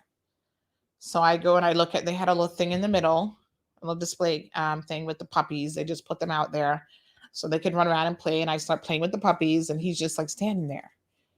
And I'm like, okay. Now you think I'm being paranoid. I'm in my own head. I'm a teenager, very sheltered teenager. And I'm thinking, all right, I'm just being paranoid. Like this guy, this is cool. Don't go crazy, Sandy. This is what I'm telling myself now. This isn't what you think it is. This dude is going to kill you. And I used to love true crime, like even to this day. My favorite thing is investigation discovery. I'm watching all the true crime stories. I want to know who done it, how they done it, the whole 9 yards, right? So now I'm reflecting on all these serial killer books that I've been reading about Ted Bundy and this one and that one. I'm like, oh my God, just stay calm. So I walk out of the pet store and I said, this guy isn't. And he's following me. And you still are telling yourself that this isn't happening. You're still telling yourself, oh, he's not following me. But on the other side of my brain, I'm like, he is following me. It started from outside the pet store. He walked into the pet store, getting a little bit weird. So then I start doing things that, okay, let me test if this guy is really following me or he's just going about his business and our paths are just really passing in a weird way. So I went down the escalator. There he is. I went up the elevator. There the dude is. Now I'm like, okay, this ain't right. I go and sit in the food court, sit down at a table in the food court. The dude sits at my table with me. He never said a word to me. Never said good morning, never said anything. But here I am sitting at a little round table in the food court, and he's now sitting at me, and now I'm looking at this guy face to face. He had the bluest blue eyes in the world. I'm like looking into his eyes, and he's looking at me. And I'm like, what the, like, now my poor little brain is in overtime. What do I do? So I'm thinking, like, I had my book, but I obviously wasn't reading the book. I'm sitting there looking at him and I'm thinking, how do I get out of this? Like, you're afraid to like say anything. Like, do I jump up and yell? Like, why the hell are you like harassing? Like, you don't want to be crazy because you're still thinking, what's going on here? Anyway, this is legit scary situation. So I'll never forget, he was drinking. He had a coffee in his hand the whole time. He was drinking a black coffee. Maybe that's why I don't like coffee. I don't know. But anyway, he's looking at me and I'm looking at him and I'm just like, okay. So then I get up and I go downstairs. Now there's an area underneath the mall, lower level. It'd be like ground level, but goes down a little bit. That is for staff only. Security personnel, maintenance staff, whatever. Nobody else goes underneath there but the people who actually, take care of the mall, sort of thing. So I thought, right, this is going to be full of security. He's not going to come in there with me. And it was down like a long corridor. It was well lit and everything. So I wasn't like going in a dark corridor. And I start walking down there very, very quickly. And this dude is still there. So then I go into the like staff lunch area, their common area where they would sit down and take their lunch breaks and whatever. And I sit down there and he's sitting right there. I was like, whoa, this dude has some balls. He came into the area with like all these security guards and everything sitting there. And now I'm like, okay, I'm in trouble. But my brain tells me this is my opportunity to get out of this because I'm surrounded by security guards. You need to speak up. Like, don't be afraid of this guy. It's just him one, and you got all these other guards. So I'll never forget, there was a Puerto Rican guy, and I just remember that he's Puerto Rican because he was young, really cute. I mean, I was a teenager, and he's probably like in his 20s. I always thought, oh, he's so cute, but obviously not my age group at the time. But I looked at him, and we would always practice, like I was taking Spanish, and I'd practice my Spanish with him and whatever. So then he said to me in Spanish, who is this guy? And I said to him, this is the day that legit, knowing a little bit of Spanish, saved my life. And I said to him in Spanish, I said, yo no sé. So I was like, I don't know who he is. So when he asked me, like, who is he? I said, yo no sé. Pero, I think that he's dangerous. And when I said that word, peligroso, he was like, oh, okay. And they had to escort this dude out of the mall. To this day, I know that had that guy gotten a hold of me, and I don't know, drag me out of the mall or whatever he was planning on doing, that that would have been the end of me. That would have been it. I never knew who he was, or it could have been this Ova Chandler guy, as far as I know. I don't know. He was probably some serial killer just looking for his next victim, and he had his eyes on me. And, oh my God. GD says, I love storytell time. This was such a scary experience for me. And I think that a little bit of like my sixth sense kind of kicked in. I knew I was in danger. I knew this guy was dangerous. And I'm like, you gotta listen to that now. Right? Even though I was like doubting myself, in the end, I went into an area where there were a lot of people, there was security. And what shocked me, because I didn't actually think that he was going to go into that area. I thought, oh, the second he sees where we're going, he's going to just like disappear. And he didn't. So that showed the boldness of this guy. I was like, whoa. So when I see stories like this about this young lady, I reflect on, my experience all those years ago. And it's unfortunate, but I do not think that she's alive. I don't think she's alive anymore. This is horrible. This is horrible for any family to have to go through a situation like this. She's only 19 years old. She was in community college. She's just starting to live her life. And some creep who's 27, because he couldn't get her attention, decides to take her life. And the second they found him and he had committed suicide, I knew it. I'm like, this is now a recovery mission. It's sad. I hope that they're able to find her, because even that adds another layer of, I think, stress to the situation when you never know where they were taken, what happened to them. Apparently there's like a wooded area in Coastal Complex that they've been searching. And it's just really, really hard. Like, I cannot imagine what her family is going through. Apparently her father frequented Cayman. He's a DJ. So a lot of people know him. He would come here and work with people like Craig Fredericks Festa. Craig said that the two of them are good friends, and he considered his son and daughter, including this young lady, to almost be like godchildren, because, you know, he's known them since they were really, really young.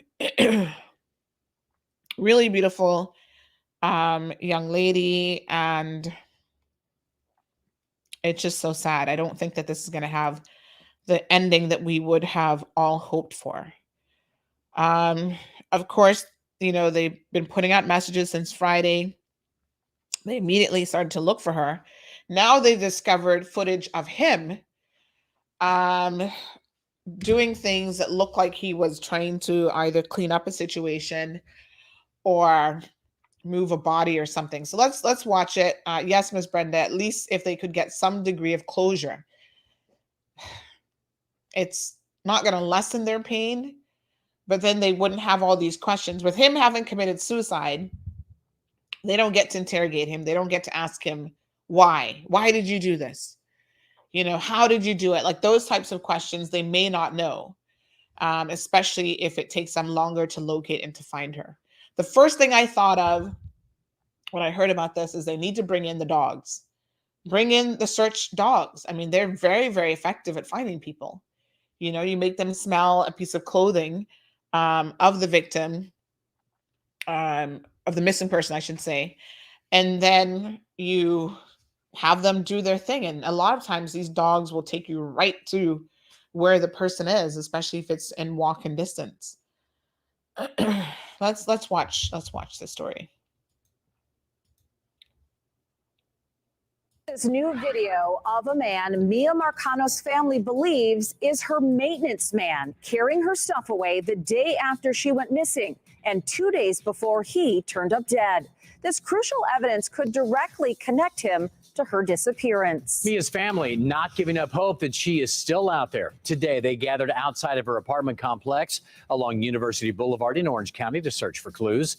Fox 35's Dave Puglisi joins us live. So, Dave, this new video we just saw could be a big clue that they've been looking for. It definitely could be. And maybe more clues here inside Arden Villas, which has been the scene of the longest search here throughout the day by law enforcement. And that is still going on right now. The family still hopeful that they'll find her, following every potential lead. In his front, the passenger side. New video shows a man who appears to match a description of Armando Caballero getting out of a car that matches the description from police of Armando's. The blanket. Oh my God, that is my blanket. The man is seen carrying a blanket and a bag heading into a building. The blanket, families say, is Mia's. Think of yourself if you were in our shoes. If you saw that video and you saw Mia's blanket, how would you react? Mia's family says this video was shot the same morning Simone had a chilling encounter with Caballero. He said, "Are you looking for Mia?" I said, "Who are you?" He said, "I'm the maintenance guy. I heard you're looking for me." The search for the 19-year-old is intensifying as large numbers of investigators arrive at Arden Villas. Residents even received this email about a search of their garages and storage units. One resident tells Fox 35 she had to move her car this morning to accommodate. It's been hectic. It's been scary. Everything that we've been seeing here just shows that we're not truly safe here. Mia's family says they've been receiving numerous tips from the community and law enforcement. They have searched several locations, including wooded and swampy areas, and they're not giving up. Today's that day where we got up upset. There hasn't been much crying at this point. We're just ready to bring her home, but we need everyone's help.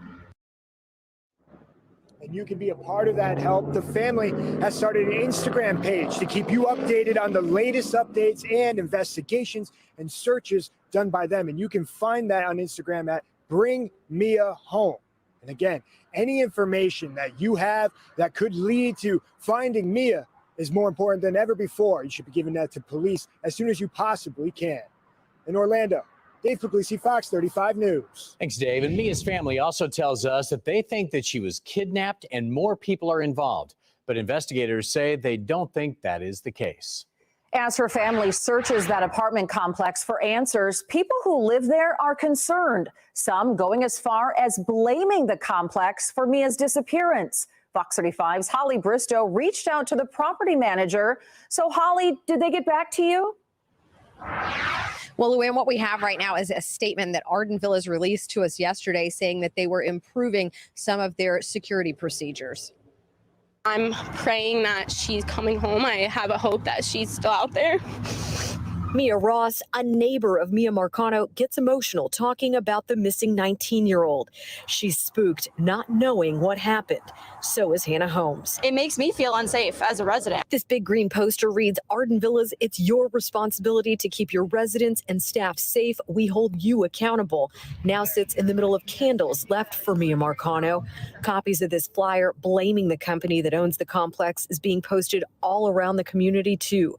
Just yesterday, Arden Villas Apartments manager sent out a memo talking about proactive measures to enhance their safety protocols, saying they've repositioned a guard to the front gate to document all residents and guests leaving the property.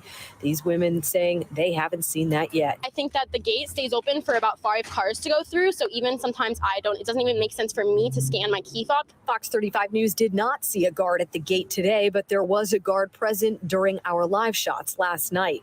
Deputies said the person of interest in Maya's disappearance, maintenance man Armando Caballero, had used a key fob to enter Mia's apartment Friday, 30 minutes before she got home from work. Arden Villas says they've upgraded their maintenance procedures to allow for appointment-only booking. It's definitely something that should have been done way beforehand. Hannah Holmes says she's had some unexpected encounters with maintenance. But most of the time I've had them knock like once and then just let themselves in.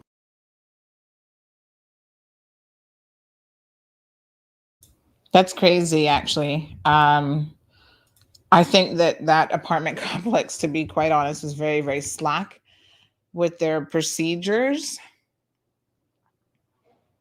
I can't believe that in this day and age, you would have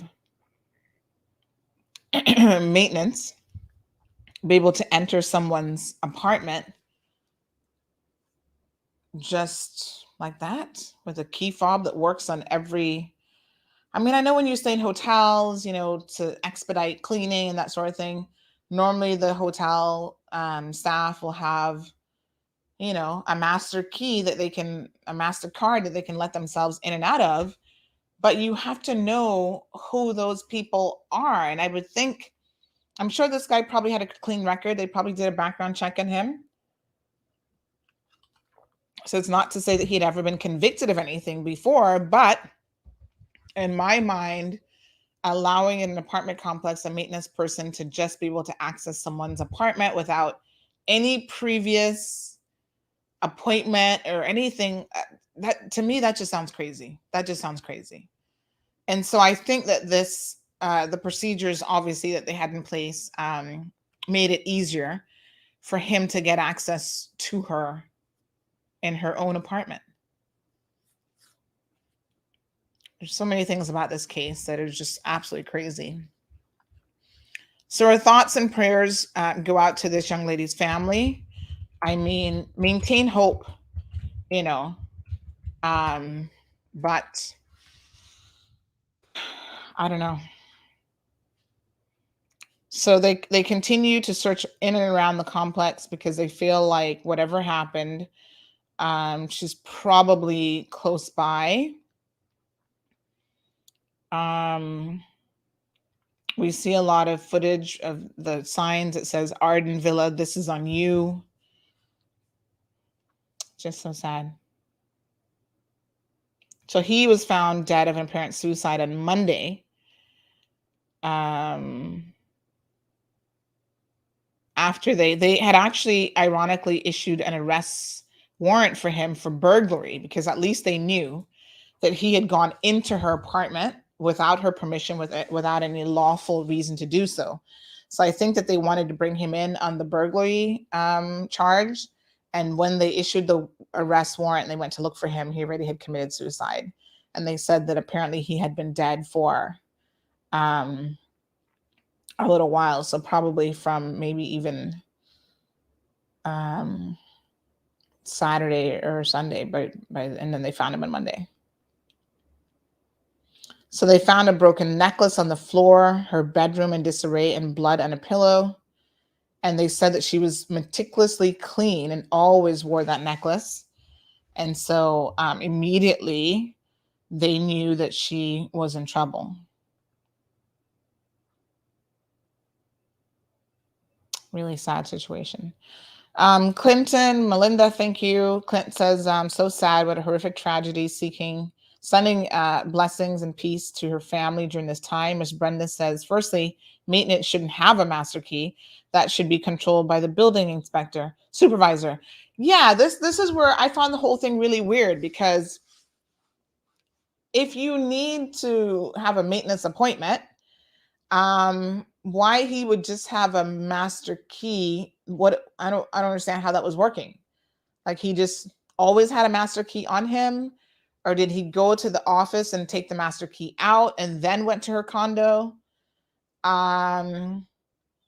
And literally he entered her condo around 4:30 and she was last seen at 5 o'clock when she was getting off of work. So it looks like he was waiting for her in her apartment when she got off of work, because she was supposed to be scheduled to go that evening to Fort Lauderdale. She was supposed to go to the airport. So I can imagine that a lot of the women, and they are saying this, that they're not safe. One person said it was just creepy, and the fact that the maintenance people have access to our apartments, and we just got these key fobs last month. And so if these key fobs weren't introduced last month, no one would have known who went into her apartment. So that's interesting. I mean, on the one hand, the good thing, I suppose, about the key fob is, without a doubt, they know that he entered her apartment at a certain time, because the key fob is obviously being tracked by software. So on the one hand, I suppose that part of it is good. And that's how they were able to narrow it down that he was a person of interest very, very quickly.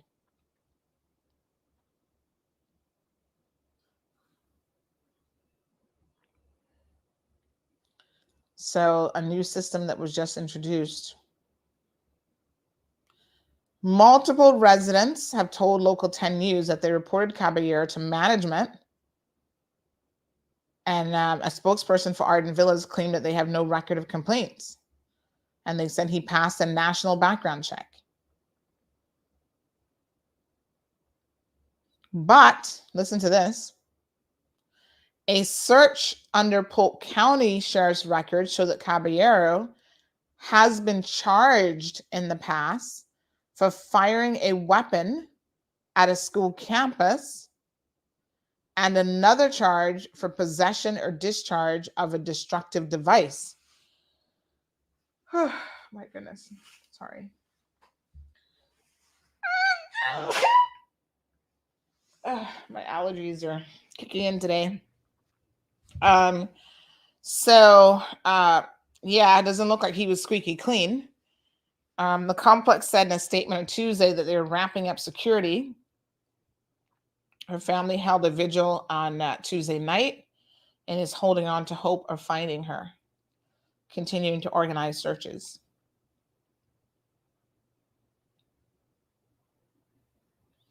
So there's an Instagram account that has been set up, hashtag or at Bring Maya Home. Showing all of the just footage of her, pictures of her, everything, and just really asking the family to to really help to bring her home. It looks like they had it featured on the View, so it's gotten national news in the U.S.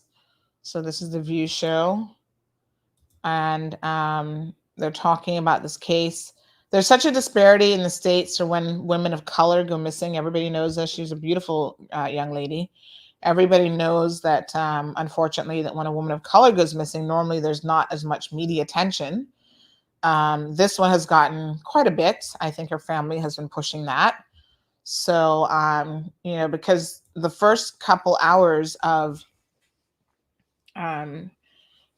someone's disappearance are so incredibly critical to recovering them if they're going to be found safe. And even if they're not going to be found safe, just there she is with her parents at graduation. She just graduated last year from high school.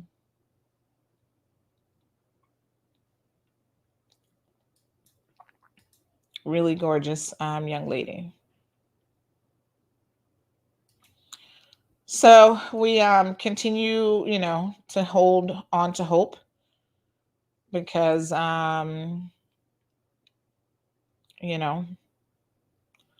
until they find her, there will always be hope. So please just remember her family in your prayers and thoughts. So Miss Brenda says, I would never live anywhere that someone else could enter my domain. No way. Sue says they all have master keys, the managers of all apartments here too. Yeah,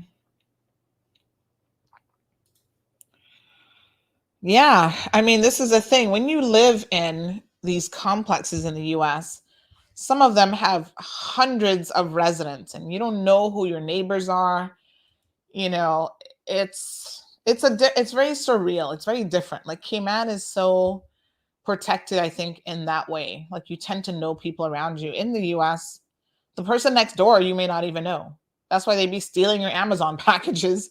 And unless you set up a camera, you have no idea, who these people are. I look at a situation like this, and a lot of us, have children. Your children go off to university, especially Cayman children who often been sheltered. You try to tell them, take these safety precautions, do this, do that.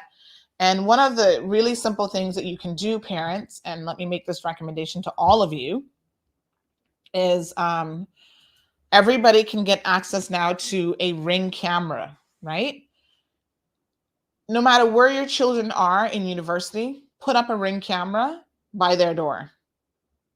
So before you drop them off and kiss them goodbye and hope that they're going to get a decent education, they're going to learn whatever, before you do any of that, put up a Ring camera that will notify you on your phone so you can see people coming and going. Now imagine if somebody else had, say her dad, had put up a Ring camera and he could see this guy entering her apartment at 4:30. She had half an hour where he could have called her and said, honey, this guy just went into your apartment. Do you know who this is?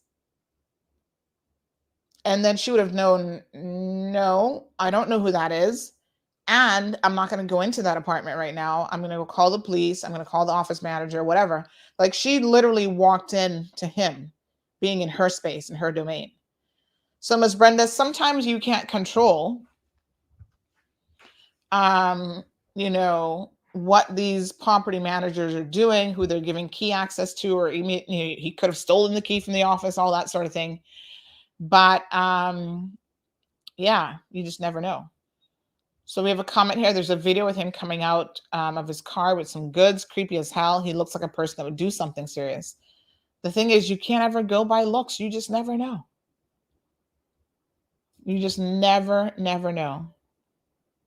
Did he pass a psych test? They probably didn't give him one because they were probably desperate to find a maintenance man. Louise says we put too much trust in background checks, which only reveal what a person has been caught with in the past. And I agree with that as well. Not just caught, but convicted. And as you can see, there's no indication that he's been convicted, but it does look like he has at least some arrests. Now, of course, people will tell you, well, yeah, I was arrested, but I was exonerated or whatever. Can you refuse to give someone a job just because of an arrest?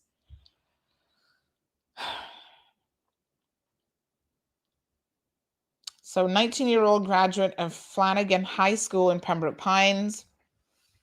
She's a student at Orlando's Valencia College. And she was working as well as a leasing agent, I think they said, in the office there. So she lived there and she also worked there.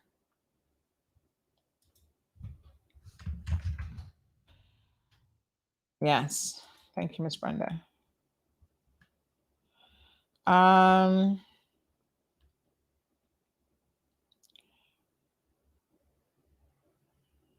So headlines around the world. The Daily Beast says person of interest rebuffed by missing Florida college student kills himself.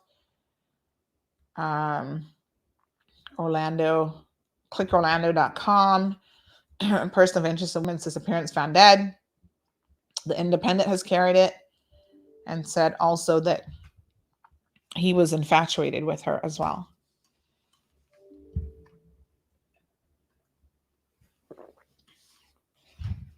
It is scary. We'll keep you guys updated. She's still considered a missing person. Had her entire life before her, that's for sure.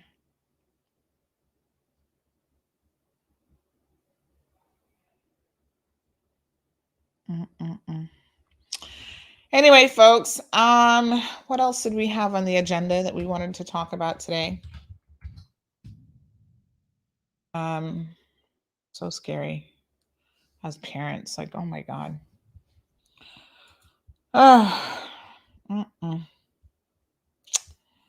Let me see here.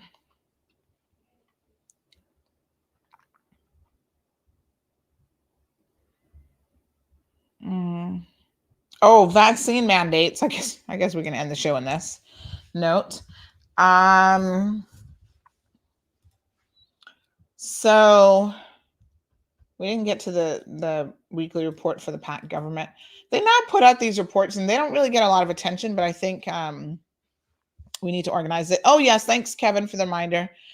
Don't forget that tonight is Thursday. Today is Thursday. And so we will have the CMR's COVID Spotlight series. This is going to be episode 4. So make sure you tune in for this tonight, folks, because this is going to be a great show. Kevin has, again, some wonderful guests lined up for us. So make sure you tune in and watch it. Everyone enjoyed the one on Thursday. I mean, we continue even now on Tuesday, sorry. We continue now getting a lot of feedback on those guests and how informative and educational the show was. Sorry. And I would encourage you to tune in this evening as well. So more topics. Hey, Cayman, you don't want to miss tonight's CMR COVID Spotlight. The primary topic is vaccines, and scientists who oversee vaccine clinical trials will be on. If you join us live at 7 Cayman time, the experts will answer your questions. All right, folks. So this is it. Vaccine experts are going to be talking about the clinical trials. So if you have any doubts at all about vaccines and how they work and how this particular one, has come to where it is today, this is going to be the evening that you definitely want to tune in to get all of your questions answered by the experts. So, Kevin, do we have a list of names yet of who you've got lined up for us? I'm sure that Kevin will send that information through. We will post it up on our social media platforms. And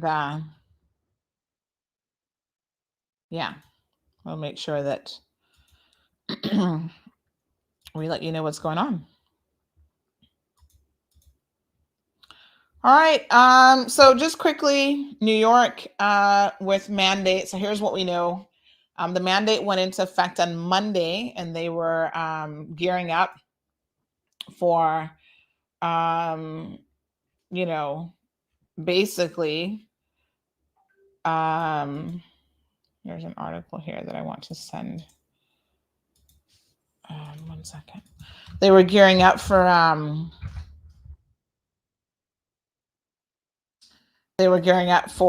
potential losses. By the way, USF Dean he's a senior associate vice president of USF Health, Dean, Dr. Kevin Sneed, I think is how it's pronounced, for the College of Pharmacy. So senior associate vice president, College of Pharmacy, and I think he's a dean as well, USF Health Dean. But anyway, he's going to be on, and he's going to be joining us. He has quite a lengthy resume. Senior associate vice president for USF Health, Bachelor of Science in Biology, concentration in microbiology from the University of Central Florida. Dr. Sneed received his doctorate of pharmacy degree from Xavier University in Louisiana. He's received numerous clinical and leadership awards. He completed an ambulatory care and primary care pharmacy practice specialty residence at Bay Pines Veterans Administrative. Listen, his thing is like a who of the pharmacy world. So make sure you tune in at 7 p.m. to hear all of what he has to say. So in New York, they have introduced the strictest mandate thus far for vaccines because they're not allowing for any excuses for their medical staff. So this is frontline workers now, to get vaccinated. And so this is super interesting. But the information that we have is that it has been hailed a success. So here's what they did. They said, get vaccinated. You have no option to test weekly. So, some places are like, okay, if you don't get vaccinated, then you get a weekly test. New York said, no, get vaccinated. It allowed for no religious exemptions, which is now being litigated because some people are saying, no, that's not fair. We need a religious exemption. So that will go through the courts. And, but you know what? They went from they had 8,000 workers who were unvaccinated a week ago. And by Monday, that had dropped to 5,000. So just under 10% of their workforce remained unvaccinated as of Monday. So some people are holding out. But the vaccine mandates appears to have worked in New York. So now 92% of the state's more than 650,000 hospital and nursing home workers have received at least one vaccine. That's a lot. That's over 500,000 people. That's a lot. And again, they said this was a significant increase, although interestingly enough, the state's nursing home is where they have the lowest number. Those poor old folks. They're like, are you trying to kill us off quicker? They were making preparations for any potential shortages. So the governor of New York, Kathy Hochul, had taken steps to prepare for staff shortages, including declaring a state of emergency for Monday, late on Monday night, that would allow her to use the National Guard to fill any staff shortages for hospitals and nursing homes if needed. And a crisis operations center was also opened up for healthcare facilities to request help if needed. But so far, and they also did something with the licensing, like they waived it where you could bring out-of-state people in if you needed be. But so far, it looks like it has worked. The mandate has worked. So, for example, of the 43,000 employees at New York City's 11 public hospitals, about 5,000 were not vaccinated. And now, let me see. A lot of those have decided to get at least the very first jab as well. Another one had 95% vaccinated.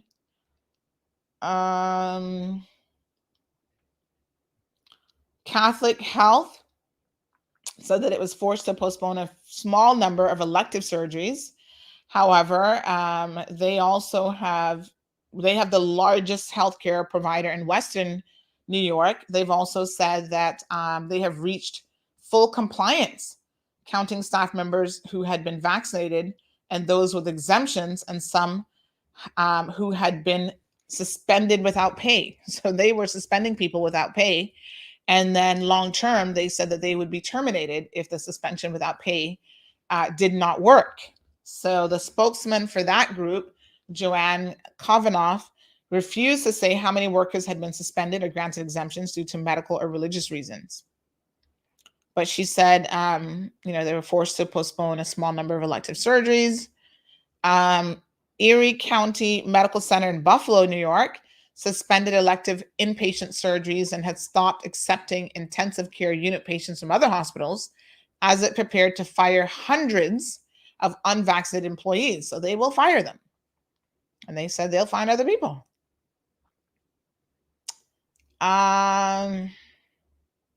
So Cutler said the decision to curtail some operations would inconvenience patients and hurt hospital finances because apparently elective inpatient surgeries bring in about $1 million a week at that facility.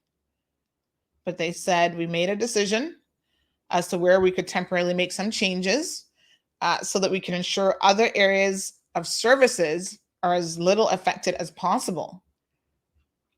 So California is coming up next. I think those are the two largest states by population, right? New York and California.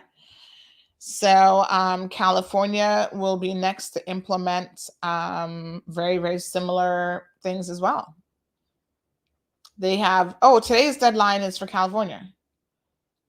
So Monday was New York, and today, September the 30th, that's today, is for California. So I guess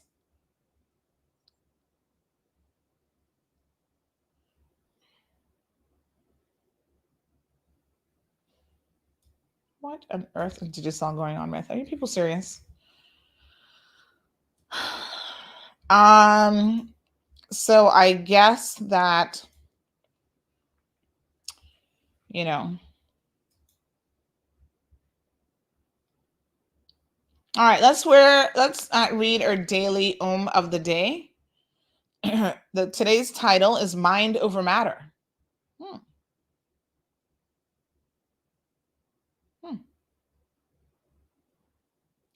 All right, so this one says we can improve our physical well-being by first starting to notice our thoughts and our reactions to them.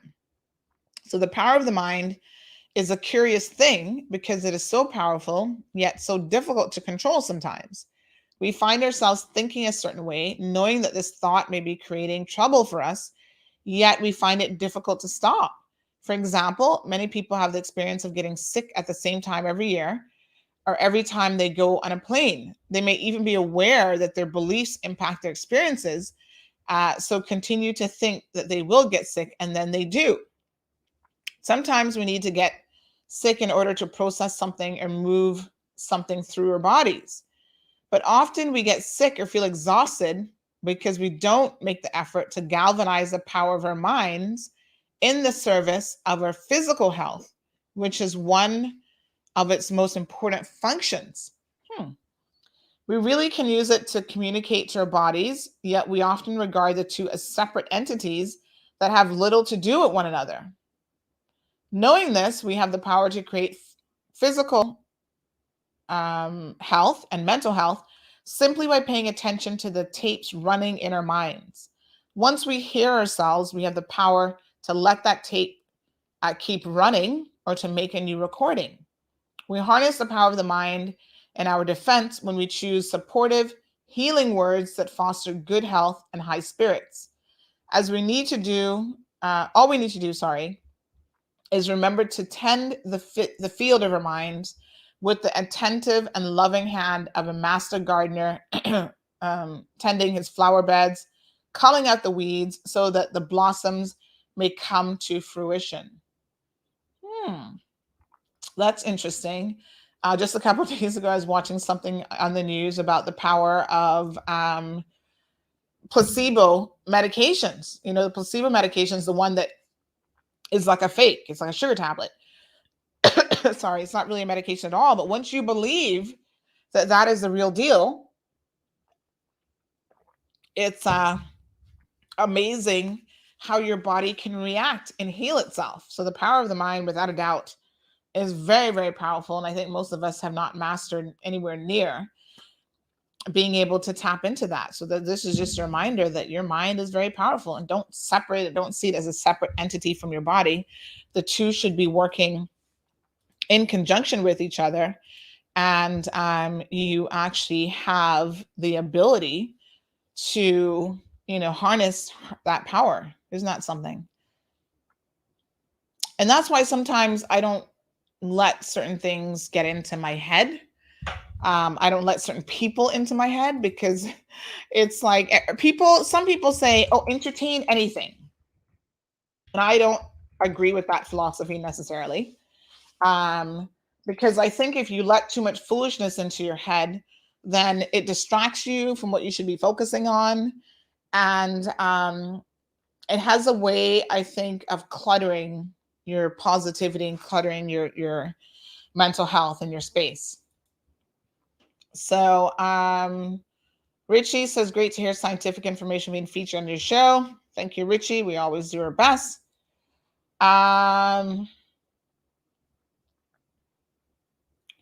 So Ms. Brenda, we don't have an exact number.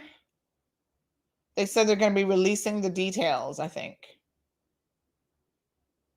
But parents have said anywhere from 3 to 5 additional students. So we'll see how many for students. Creating their jobs because they don't want to be vaccinated. Why are there so many? Jonathan, I don't think that there's so many, because remember now, if you have 650,000 healthcare workers, and of those, only 5,000 left were unvaccinated, they're in the minority. So I would be careful saying that there's so many. That's not a majority. That's a very small percentage, in fact. But the state has mandated, we need you all to get it done. And I think more physicians are doing it than the nursing staff. It's the nursing staff that are kind of like the ones who are on the fences. Al says, strange how one can believe in some God or religion and that can be an exemption for vaccination, the irony of things. Sue is in agreement with the mandate. Al says he believes that your body and mind can fight anything off.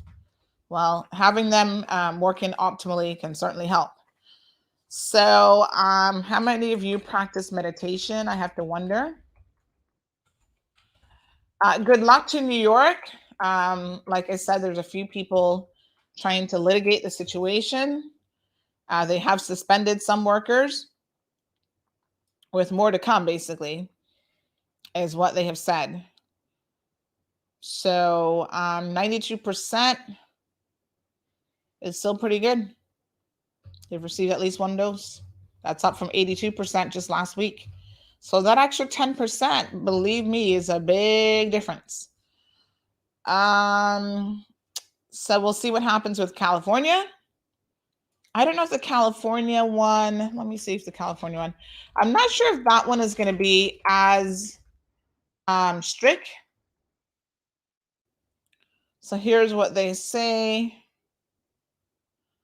The California mandate, most healthcare workers are complying, they're saying.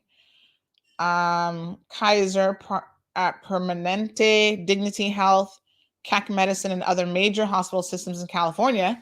So they are well on their way to meeting Thursday's deadline for the state's COVID-19 vaccination mandate, with several citing vaccination rates of 90% or higher. California,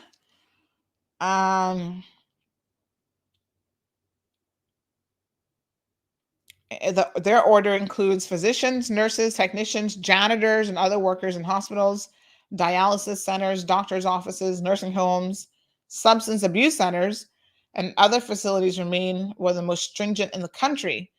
Only limited medical and religious exemptions allowed. So New York was even letting those. So on Tuesday, state officials issued a new order that extended the mandate to in-home hospice care, disability centers, senior centers with healthcare workers, but gave them an extra 2 months to comply until November the 30th. Despite predictions that the mandate would cause severe staffing shortages, many hospitals told Cal Matters that they were confident Thursday's deadline would not disrupt daily operations. So, the exception of a major provider in San Diego, they said that there were small numbers of requests for medical and religious exemptions.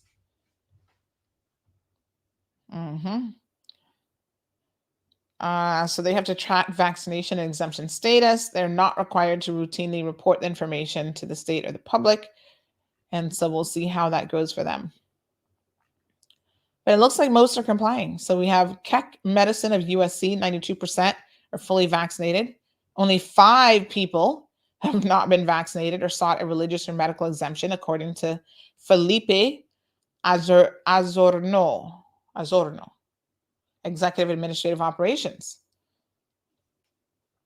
At Sutter Health, one of the largest providers in Northern California, 91% of employees and 96% of affiliated providers are fully vaccinated, according to Dr. William Eisenberg, Chief Quality and Safety Officer. So these are pretty high vaccination records or numbers. So mandates are working. In February, only 75% of California nurses had been vaccinated, and 22% said that they did not plan to get vaccinated. That was according to a survey conducted by the American Nursing Foundation. California Nurses Association supported vaccination, but has stopped short of endorsing the mandate, stating that all eligible people should be vaccinated. All right, folks, California, New York, biggest states there, and I'm sure there will be others, including Florida, probably to follow suit. One quick note here, we'll be putting up this story a little bit later on. The Ombudsman's Office has reminded people locally that if you, now that the local regulations have changed and, employers and potentially others, the gym, whatever, is checking your vaccination status, that they should be aware that now that puts them in the category of being a data collector. And so as a result of that, they should be mindful of how they're handling that data and that they are handling it, in the proper legal way. So if you don't know what that means, folks, you should probably get a little bit of legal advice. We'll leave that up to you. Rachel says, unfortunately, they're victims of the same social media disinformation campaigns as other people. And of course, yesterday you would have heard it here first in CMR that YouTube has taken a much stronger position about misinformation and allowing a lot of this video content and YouTubers who are known to perpetrate misinformation to continue to use their platform to do so. Everton says there are a lot of people losing their job because of stupidity. I just got my flu shot and I'm good. This is the time of the year that we start to get flu shots. This is all ridiculous. It is the other day a nurse was busted for having fake vaccination cards. Wow. A teacher is busted for the same thing. So they're willing to put their job or livelihood on the line because of stupidity, and they will not get unemployment. The government will not give them unemployment. Ooh, that's interesting. Thank you. Anglican Bishop of Cayman in Jamaica urges people to get vaccinated. Thanks for that. Gregory urges Christians to get vaccinated against COVID-19. Yeah. So if you need a minister to tell you what to do, folks, the Cayman Islands Ministers Association, the Seventh-day Adventist Church, has said that religion is not a reason to not take the vaccine.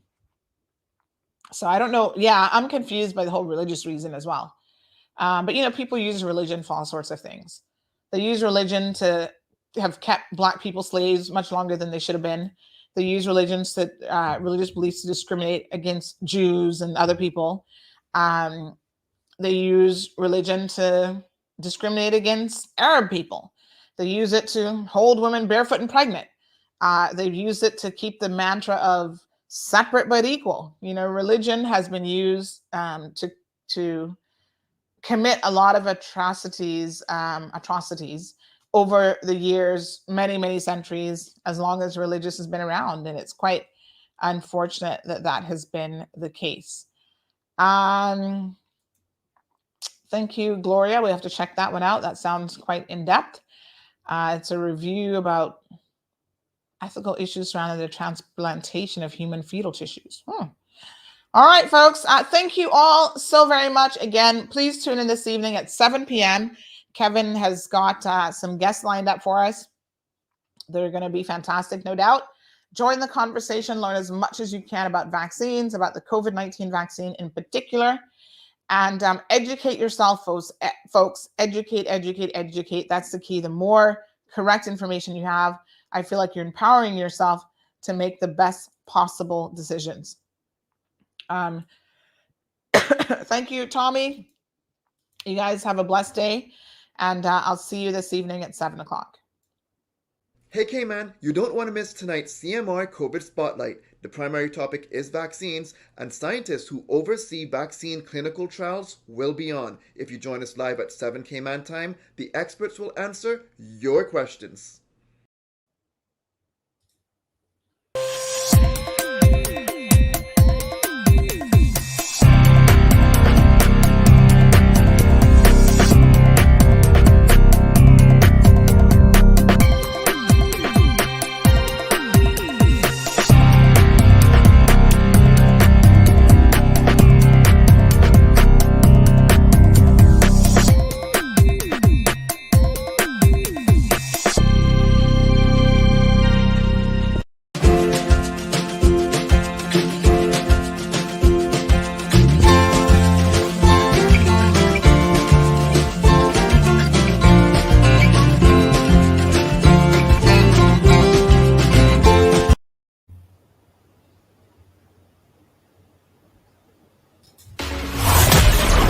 Thank you for tuning in to another edition of The Cold Hard Truth. Make sure to check Facebook for showtimes and more information and the latest news at CaymanMarlRoad.com. Subscribe to our IG and Facebook pages to get the latest happenings.